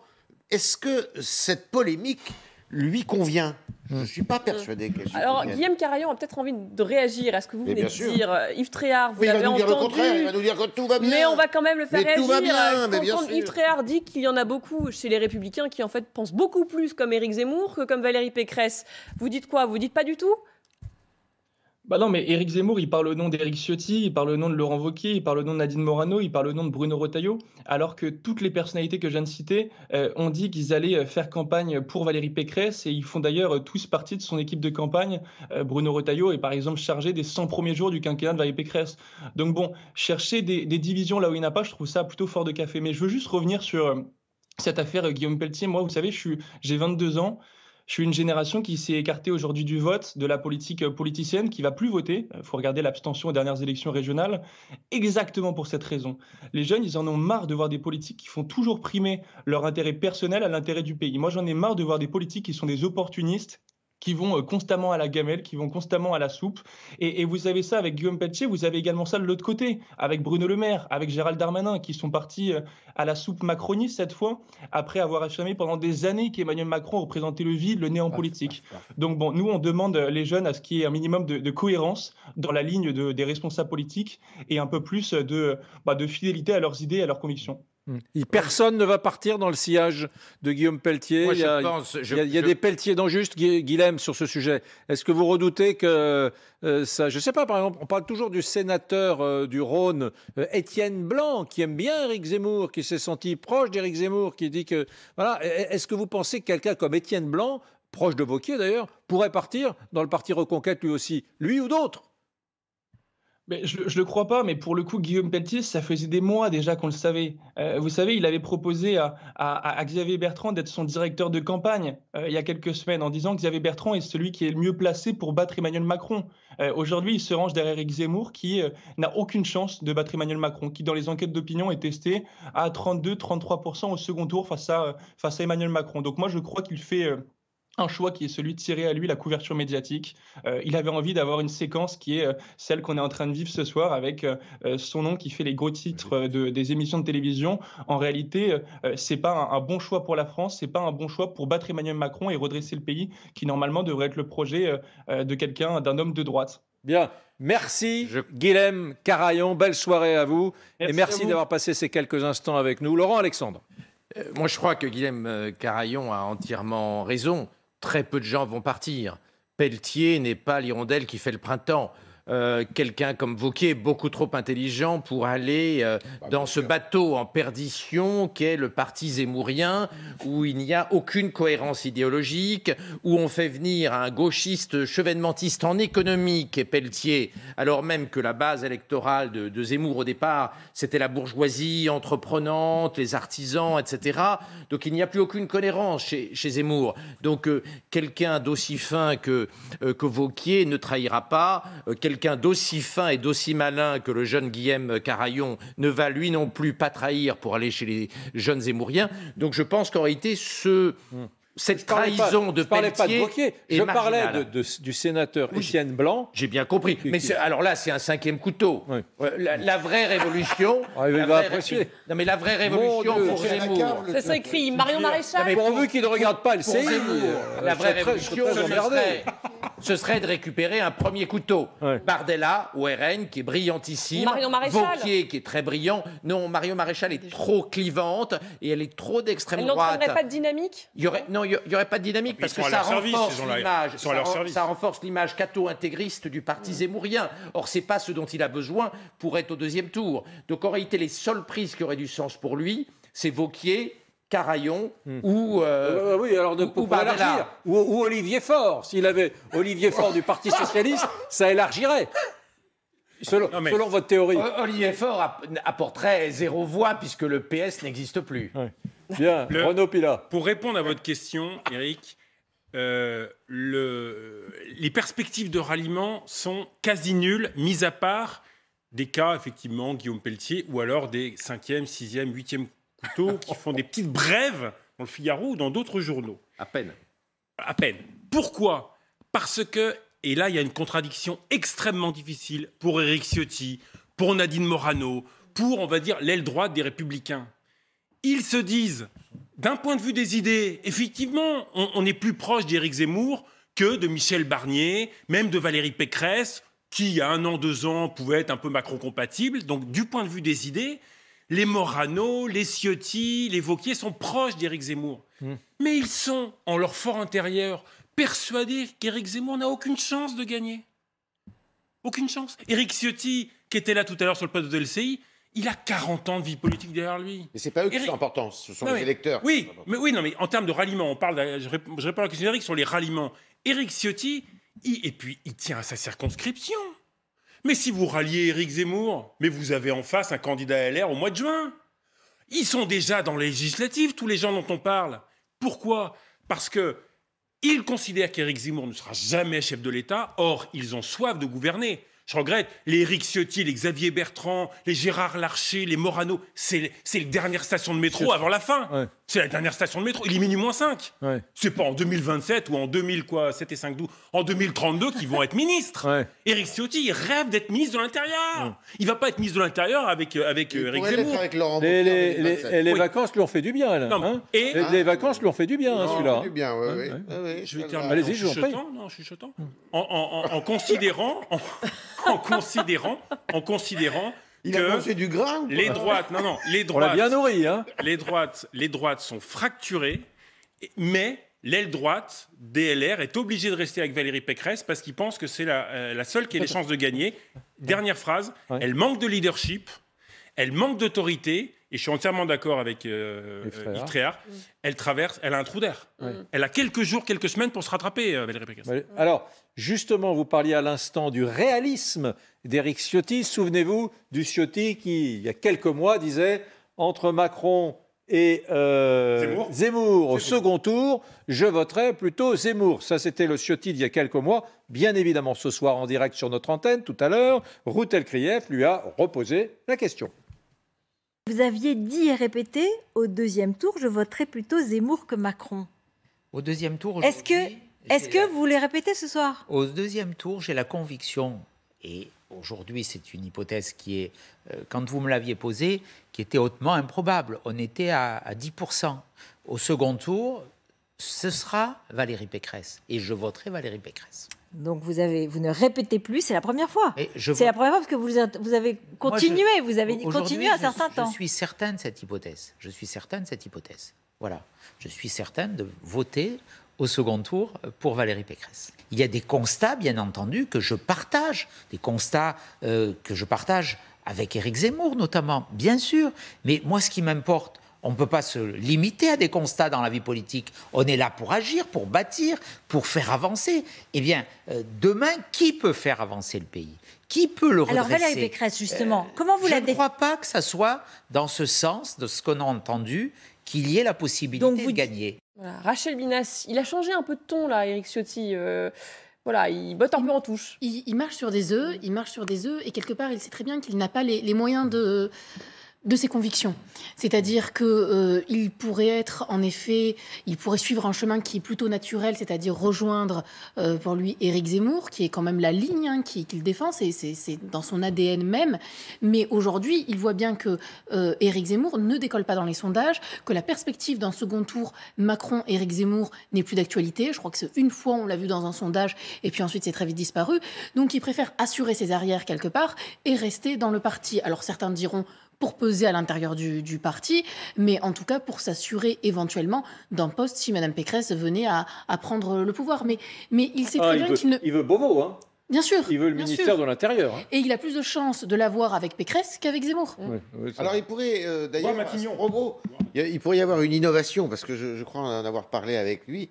Une des ambitions de Éric Ciotti, ça serait que justice et police soient réunies.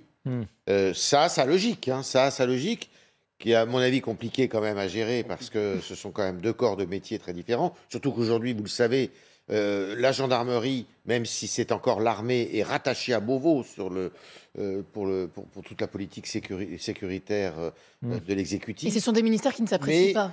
Oui, voilà. Et donc, il a une grande ambition d'un ministère de la sécurité intérieure qui irait très très loin, jusque peut-être à la pénitentiaire au moins. Alors, d'où sa prudence. La question que beaucoup se posent, c'est finalement en quoi l'arrivée de Pelletier va aider Éric Zemmour. Ou le plomber. Ou le plomber. Et je peux vous dire que quand on écoute Éric Zemmour en parler, entre les lignes, en creux, c'est assez clair.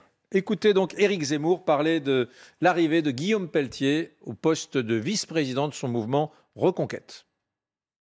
Guillaume Pelletier nous aidera à trouver de nouveaux parrainages et je suis sûr que son expérience, son habileté, ses relations et son entre-gens nous seront très utiles, bien sûr. Mais il n'y a pas que ça, vous savez, dans l'avenue de Guillaume Pelletier. Tout Guillaume Pelletier nous sera très utile. Pour l'instant, 300 promesses de parrainage sur les 500. C'est en tout cas les derniers chiffres qu'Olivier Hubella sur ce plateau nous donnait jeudi dernier. Ce ne sont que des promesses et c'est à titre indicatif. Là, Julie, on a vraiment l'impression qu'il vient de se payer un carnet d'adresses. Un carnet d'adresses. Bah, c'est ça le but. C'est le but. Selon moi, ça arrive un petit peu tard. Mais il a raison. Toute force est bonne à prendre à ce stade de toute façon de la campagne. Quelque part, il ne peut que remonter parce que là, pour le moment, il peine à décoller. On peut même se demander d'ailleurs si Éric Zemmour n'a pas atteint une espèce de plafond de verre. Est-ce qu'il peut aller au-delà ou pas ? On ne voit plus le souffle qui existait au départ, avant même d'ailleurs qu'il s'annonce candidat. Aujourd'hui, il n'y a plus cette espèce d'enthousiasme, de dynamique autour de sa candidature. Alors, ce qui pourrait le sauver, c'est le fait que ce souffle n'existe pas plus du côté, par exemple, de Mme Pécresse. Alors justement, on va regarder ce sondage quotidien qu'on va vous proposer maintenant chaque jour sur LCI. C'est un sondage IFOP Fiducial qui mesure donc en exclusivité et en temps réel pour LCI, Paris Match et Sud Radio le score que recueilleraient donc les candidats au premier et second tour du scrutin. On rappelle, on est à 90 jours. Chaque jour, on va vous le proposer. Alors Emmanuel Macron est à 27%, vous le voyez. Marine Le Pen, 17%. Valérie Pécresse, effectivement, qui ne se qualifie plus ce jour-ci pour le second tour. Elle est à 15,5% derrière Marine Le Pen et puis Éric Zemmour à 12,5%. Vous avez vu la gauche ? Ouais. Vous avez vu Julie, la gauche ? Et la gauche qui est dans les choux. Mais ce qui est flagrant quand même, c'est Emmanuel Macron là qui survole. Vous êtes presbyte, non ? Je suis presbyte.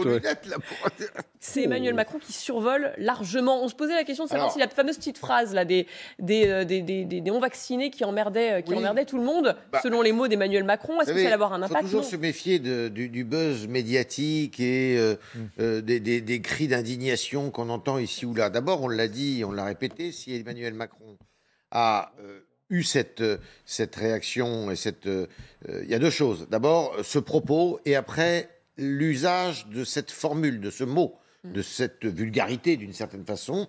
Eh bien, je pense que de toute manière, le propos, il est partagé par une grande majorité de Français. Il était partagé par une grande majorité.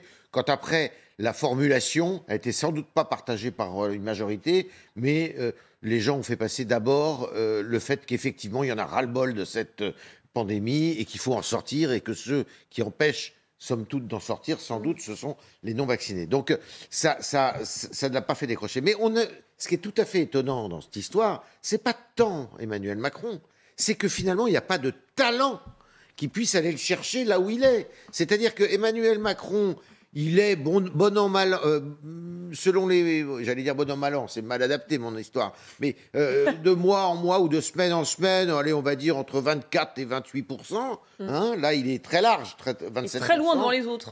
Bon, en popularité, il est très bon aussi, et en intention de vote. Mais ce qui est incroyable, c'est qu'il n'y a personne qui puisse venir le chatouiller. Et pourquoi on peut pas il n'est pas chatouillé pour le moment?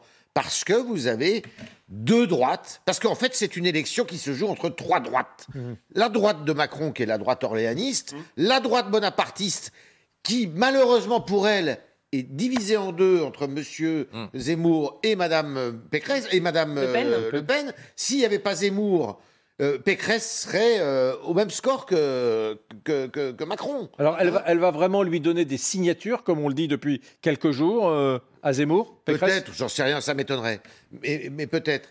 Et vous avez cette droite que René Raymond aurait appelée légitimiste, mais qui n'est pas la droite royaliste, comme René Raymond le disait, qui est la droite gaulo-chiracienne, on va dire, pour faire vite. Ce qui ne veut rien dire du tout, d'ailleurs, mais enfin, la droite classique... C'est son problème. La droite, et c'est bien le problème. Vous avez tout dit.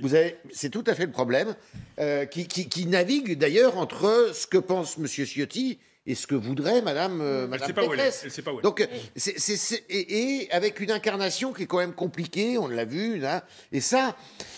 voilà, et c'est pas tellement Macron... Vous vous rendez compte que jamais, sous la Ve République, un président sortant ne s'est fait réélire s'il n'était pas issu d'une cohabitation. Si M. Macron arrive à se faire réélire, mais c'est un exploit.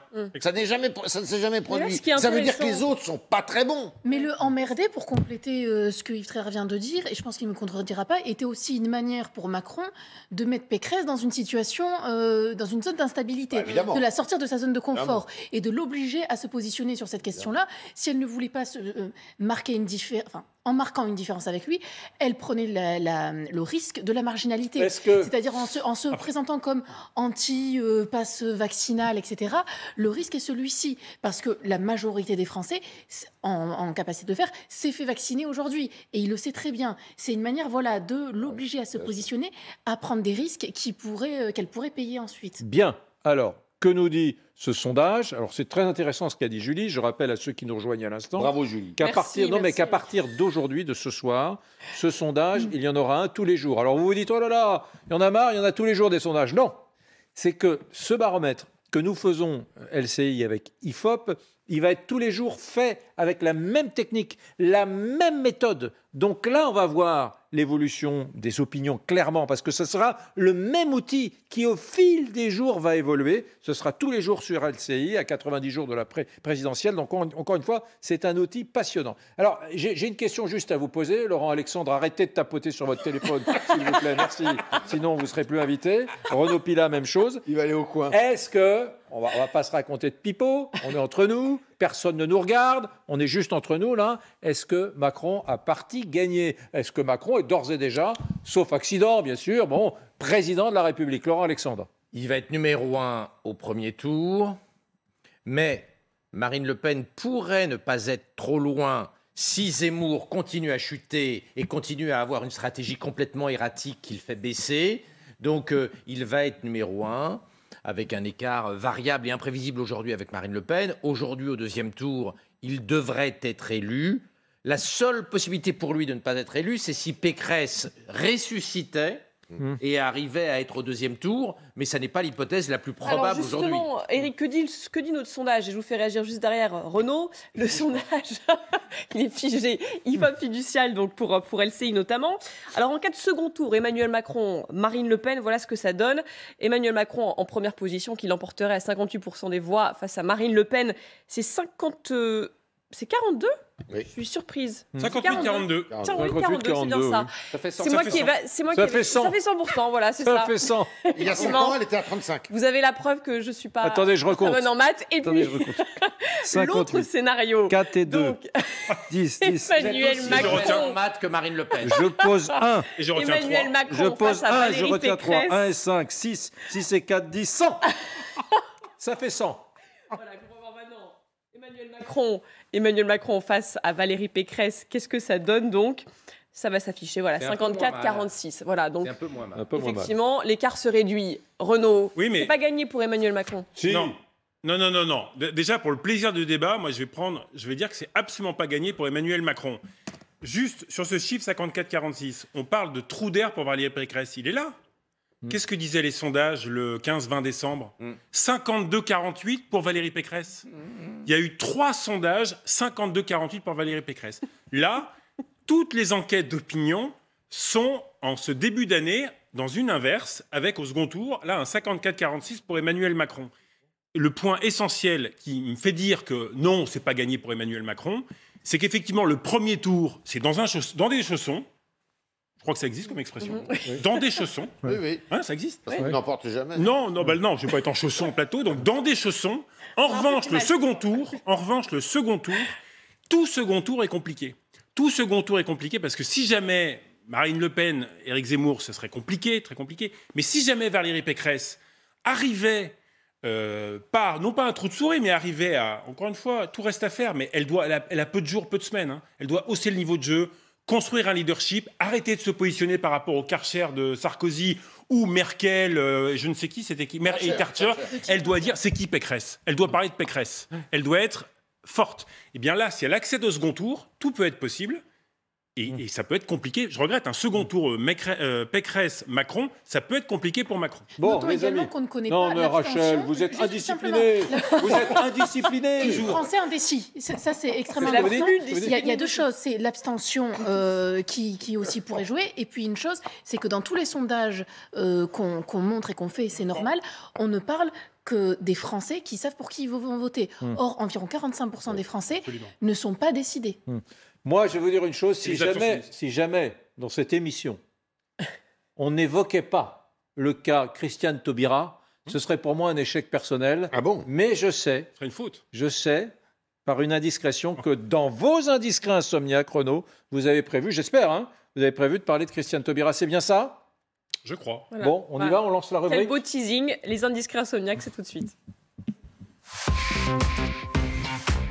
Et vous nous parlez donc de Christiane Taubira, Renaud, et des coulisses d'un coup politique, c'est ça? Incroyable. Alors franchement, c'est Netflix, cette campagne. Et alors ce week-end, déplacement de Christiane Taubira, elle avait dit qu'elle s'exprimerait avant le 15 janvier pour savoir si elle serait candidate ou pas. Ce week-end, un micro tendu, samedi, déplacement à Bondy, micro tendu, hein, vous avez les journalistes.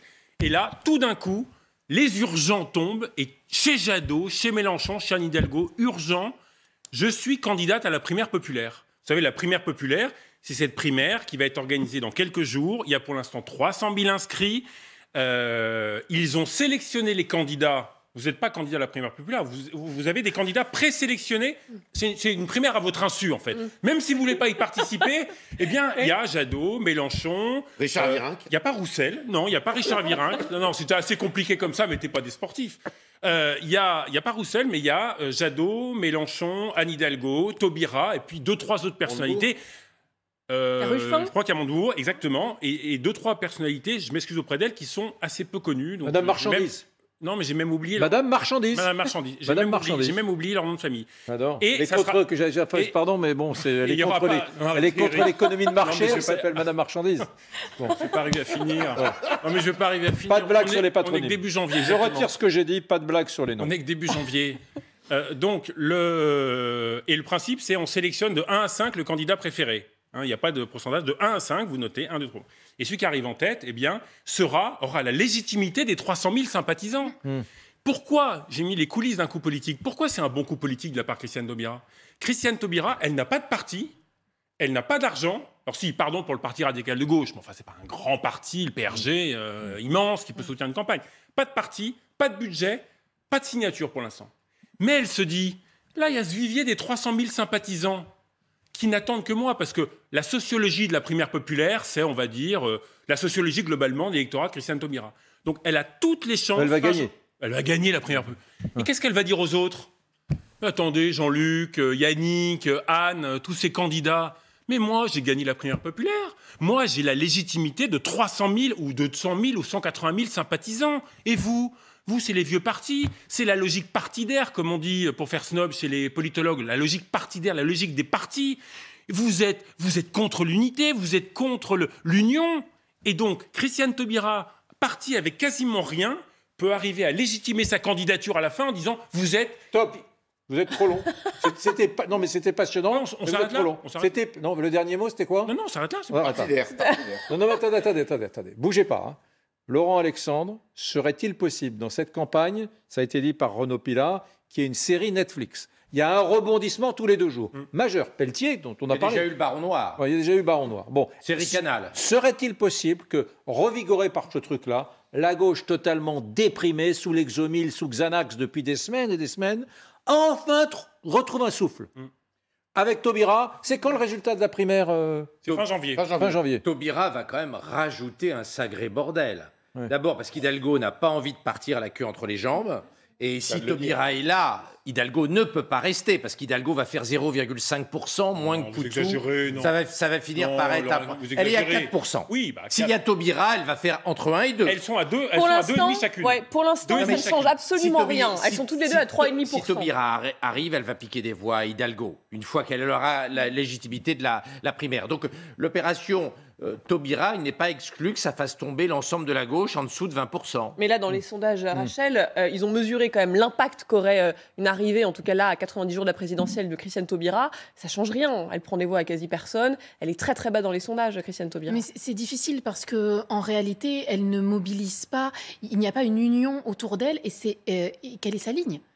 Aujourd'hui, personne, même nous qui suivons plutôt de près la politique, personne ne peut dire quelle est la ligne de Taubira, quelle seraient ses mesures fortes, ce qu'elle pense de tel ou tel sujet. Elle n'est pas identifiée du tout. Alors, elle peut avoir une base de fans, des gens en effet qui la soutiennent et qui appellent depuis, parce qu'il faut quand vous allez dans les manifs de gauche, depuis plusieurs années, vous avez des tracts pro-Taubira, en espérant qu'elle se présente un jour. Mais qu'est-ce qu'elle veut faire? Je pense qu'en réalité, son objectif, en fait, c'est de la politique politicienne, c'est de peser à plus long terme au sein de la gauche et de montrer en effet qu'elle a une petite légitimité. Mais de là à penser qu'elle va marquer l'histoire de la gauche lors de cette campagne, je pense que je ne suis même pas sûre qu'elle-même y croit. Et il ne faut pas oublier qu'elle est très bordélique. Quand elle était ministre de la Justice, elle usait un directeur de cabinet tous les 15 jours. Elle est très désorganisée. Elle a une forte personnalité. Elle a une très très forte personnalité, mais elle est incapable de structurer un projet global au-delà de son statut d'icône. Et il faut entendre parler les gens qui étaient dans son cabinet au ministère de la Justice. L'ambiance de travail était catastrophique, un bordel organisationnel absolument insoutenable. Elle n'est pas capable de mener une campagne avec un projet. Il y en a un qu'il faut suivre, c'est pas du tout Madame Taubira qui, à mon avis, je suis tout à fait d'accord avec ce que vient de dire. C'est Monsieur Mélenchon.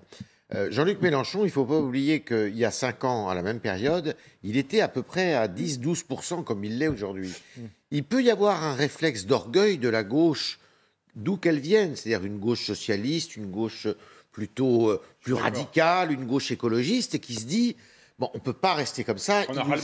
Il nous faut quand même un représentant qui soit digne de ce nom et qui soit capable, et là ça troublerait quand même un petit peu le jeu, de faire 15, 16, 17%. C'est possible. C'est-à-dire qu'il peut y avoir encore, et moi je crois qu'il n'y en a qu'un qui peut le faire, c'est Jean-Luc Mélenchon, c'est pas Madame Taubira, qui représente une gauche morale qui est détestée par une partie de la gauche traditionnelle, des campagnes et tout ça, et qui ne veut pas de ça.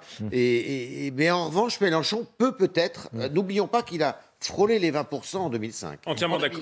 Julie. Autre un dernier mot. Entièrement d'accord avec Yves. L'avenir en commun, le programme de Jean-Luc Mélenchon, il n'y en a pas beaucoup qui ont des programmes. Hein, donc si vous voulez de la lecture, il y en a un déjà, 3 € en 3e position des ventes. 3e position des ventes dans les librairies. Et moi, j'ai vu des libraires qui me disent ça s'arrache pas, mais enfin, on le vend beaucoup, notamment à des jeunes. Donc, c'est rare pour les il y a un potentiel pour Mélenchon. Il est mieux placé dans les sondages, et les à insoumis, gauche, en tout cas. Et les insoumis bossent, contrairement aux autres. Renaud, vous vouliez aussi nous parler de ce que prépare Emmanuel Macron sur les droits de succession, c'est ça? Les droits de succession vont devenir un vrai sujet de campagne. Jean-Luc Mélenchon, ce week-end, au grand jury, au-delà de 12 millions d'euros, je prends tout. Alors ça, au moins, c'est clair, mais on peut être d'accord ou pas. Au moins, voilà une position qui est claire pour la gauche, pour les électeurs de gauche. Éric Zemmour, il est arrivé avec une proposition très forte sur les droits de succession lorsqu'il a présenté sa candidature. Valérie Pécresse et les Républicains, on n'entend pas trop, assez inaudible. Et qu'est-ce qui est en train, je peux vous dire, de préparer les équipes d'Emmanuel Macron? Ils veulent essayer de doubler Valérie Pécresse sur le sujet des droits de succession. Lundi matin, Bruno Le Maire, sur LCI, dit, en filiation directe, les enfants, on peut aménager à la marge, mais globalement, ça va. Mais en filiation indirecte, si vous voulez donner votre héritage à un neveu ou une nièce que vous aimez bien, c'est 45, 50, 55%. Bruno Le Maire a dit, c'est confiscatoire. C'est confiscatoire. Alors après... Que ne l'a-t-il pas fait? Il est bien ce Bruno Le Maire, il faudrait peut-être le prendre comme ministre de l'économie, non? On pourra en parler à Emmanuel Macron. Il est pas mal ce Bruno Le Maire. Il nous le faudrait comme ministre. Pourquoi pas? On verra en 2022. Mais pourquoi alors, que ne l'a-t-il pas fait en 2017? On ne peut pas dire ça. Mais en même temps, franchement, encore une fois, du côté des Républicains, s'ils nous écoutent, je ne dirais pas qu'il y a le feu au lac, mais enfin, ils doivent se bouger. Je vais vous le dire pourquoi il ne l'a pas fait en 2017. Parce qu'en fait, si on regarde bien la philosophie politique d'Emmanuel Macron, normalement, Emmanuel Macron doit taxer au maximum les successions. Un libéral, comme aux États-Unis, le mérite est le déterminant pour contre la rente. Et il a même eu ses discours en disant je veux rompre avec la rente en France et tout. Alors évidemment, deux choses ont changé. D'abord, la crise sanitaire a quand même pas mal bouleversé les repères et le libéralisme de Emmanuel Macron est un peu derrière. Et puis deuxième chose, effectivement, s'il veut étrangler Madame Pécresse, au figuré, bien sûr, s'il veut l'étrangler, c'est là-dessus. Parce que si elle arrive sur ce terrain-là, elle peut récupérer une partie de l'électorat qui sera parti chez lui. Donc, il y a effectivement... Et là, elle a trop tardé. Elle a tardé. Contrairement à ce que vous dites, elle a dit des choses, mais c'est pas clair. Mais donc, voilà, c'est pas clair. Et encore une fois, au mois de décembre, vous vous souvenez, il y a eu 3 semaines de photos du rassemblement. Elle avait fait les déplacements chez Barnier, chez Bertrand, chez Ciotti, après le déjeuner au Sénat. Franchement, les Français s'en foutent de ça. Alors, pour l'électorat de droite, c'est vrai que le fait de pas d'avoir de division et des photos, mais ça a duré trop longtemps. Elle aurait dû, avant Noël, faire 2-3 coups sur le fond. Sur le fond, les droits de succession, ça aurait dû être bon. Et voilà, attention, parce que Macron peut la doubler. Renaud, il vous reste 1 minute 30 pour nous parler de votre 3e indiscret insomniaque. Je vais très vite pour que vous puissiez réagir. Éric Zemmour, dernier comptage, 340 promesses de parrainage. Il faut, je vous rappelle, 500 signatures d'élus. 340 promesses, ce ne sont que des promesses. Ça a été dit ce soir par l'équipe de campagne d'Éric Zemmour. C'est très compliqué. Il peut ne pas avoir ces signatures. Est-ce que les Républicains ou les macronistes, Stanislas Guerini a dit il y a quelques heures, si jamais Éric Zemmour a trop de mal, on est prêt à lui donner signature. Pourquoi? Parce qu'effectivement, si Éric Zemmour ne pouvait pas être candidat, honnêtement, ça serait un coup de tonnerre. Lui, il demande l'anonymat des parrainages. Non, mais ça serait un coup de tonnerre. Un candidat à 12% qui ne peut pas être candidat, et Valérie Pécresse a peut-être intérêt à ce qu'il le soit. Pas trop pour pas qu'il la double, mais le fait d'être là, ça fait effectivement baisser Marine Le Pen. 30 secondes. Oui, c'est sûr qu'Éric Zemmour, ça serait effectivement un événement s'il n'avait pas ses signatures. Je ne suis pas persuadé que ça soit très bon, effectivement, par le pouvoir exécutif, parce que le pouvoir exécutif serait, de façon tout à fait bêta d'ailleurs, serait tenu pour responsable. Le fait qu'il ait passé, alors que je pense qu'il n'y est pas pour grand-chose, mais parce que les maires ne veulent pas... Non, mais il est grand temps aussi de restituer l'anonymat sur les signatures. C'est de la transparence. À une époque, mais oui, mais à une époque où il y a une violence telle sur les élus locaux, il ne faut surtout pas que les élus locaux, qui sont des élus de communes de 100, 200, 300 habitants, soient exposés aux fous furieux là, qui errent sur la voie publique, quoi. Rapidement. Sachant qu'il en faudra plus parce qu'on parle de 500, mais il en faut toujours plus parce qu'il y a une perte entre ceux qui vous promettent et ceux qui donnent. Il faut 700 promesses. Il faut exactement au moins 700 pour calculer la perte. Lui appelle d'ailleurs, il n'est pas le premier, il ne sera certainement pas le dernier, à un autre système, même si c'est trop tard aujourd'hui, c'est-à-dire un parrainage de la part du peuple, des citoyens. Tant de signatures, exactement, pour permettre d'accéder justement à la présidentielle. Merci Rachel Binas, merci Yves Tréhard, merci Laurent Alexandre. Merci à la remarquable et très compétente Julie Hamet. Merci à Renaud Pilat, le journaliste le mieux informé. Vous restez ici, vous restez dans le studio. Ah ouais, nous restons ici avec Renaud. Car à minuit pile, ce journal que la France entière nous envie, que toutes les chaînes d'infos nous envient, le Minuit Pile, le journal politique insomniaque, est devant vous, devant vos yeux ébahis. Dans quelques instants, mesdames, messieurs, restez avec nous. Nous avons les moyens de vous faire veiller. Car nous avons les moyens de vous faire veiller sur LCI. Salut, à demain, 22h. Bye bye.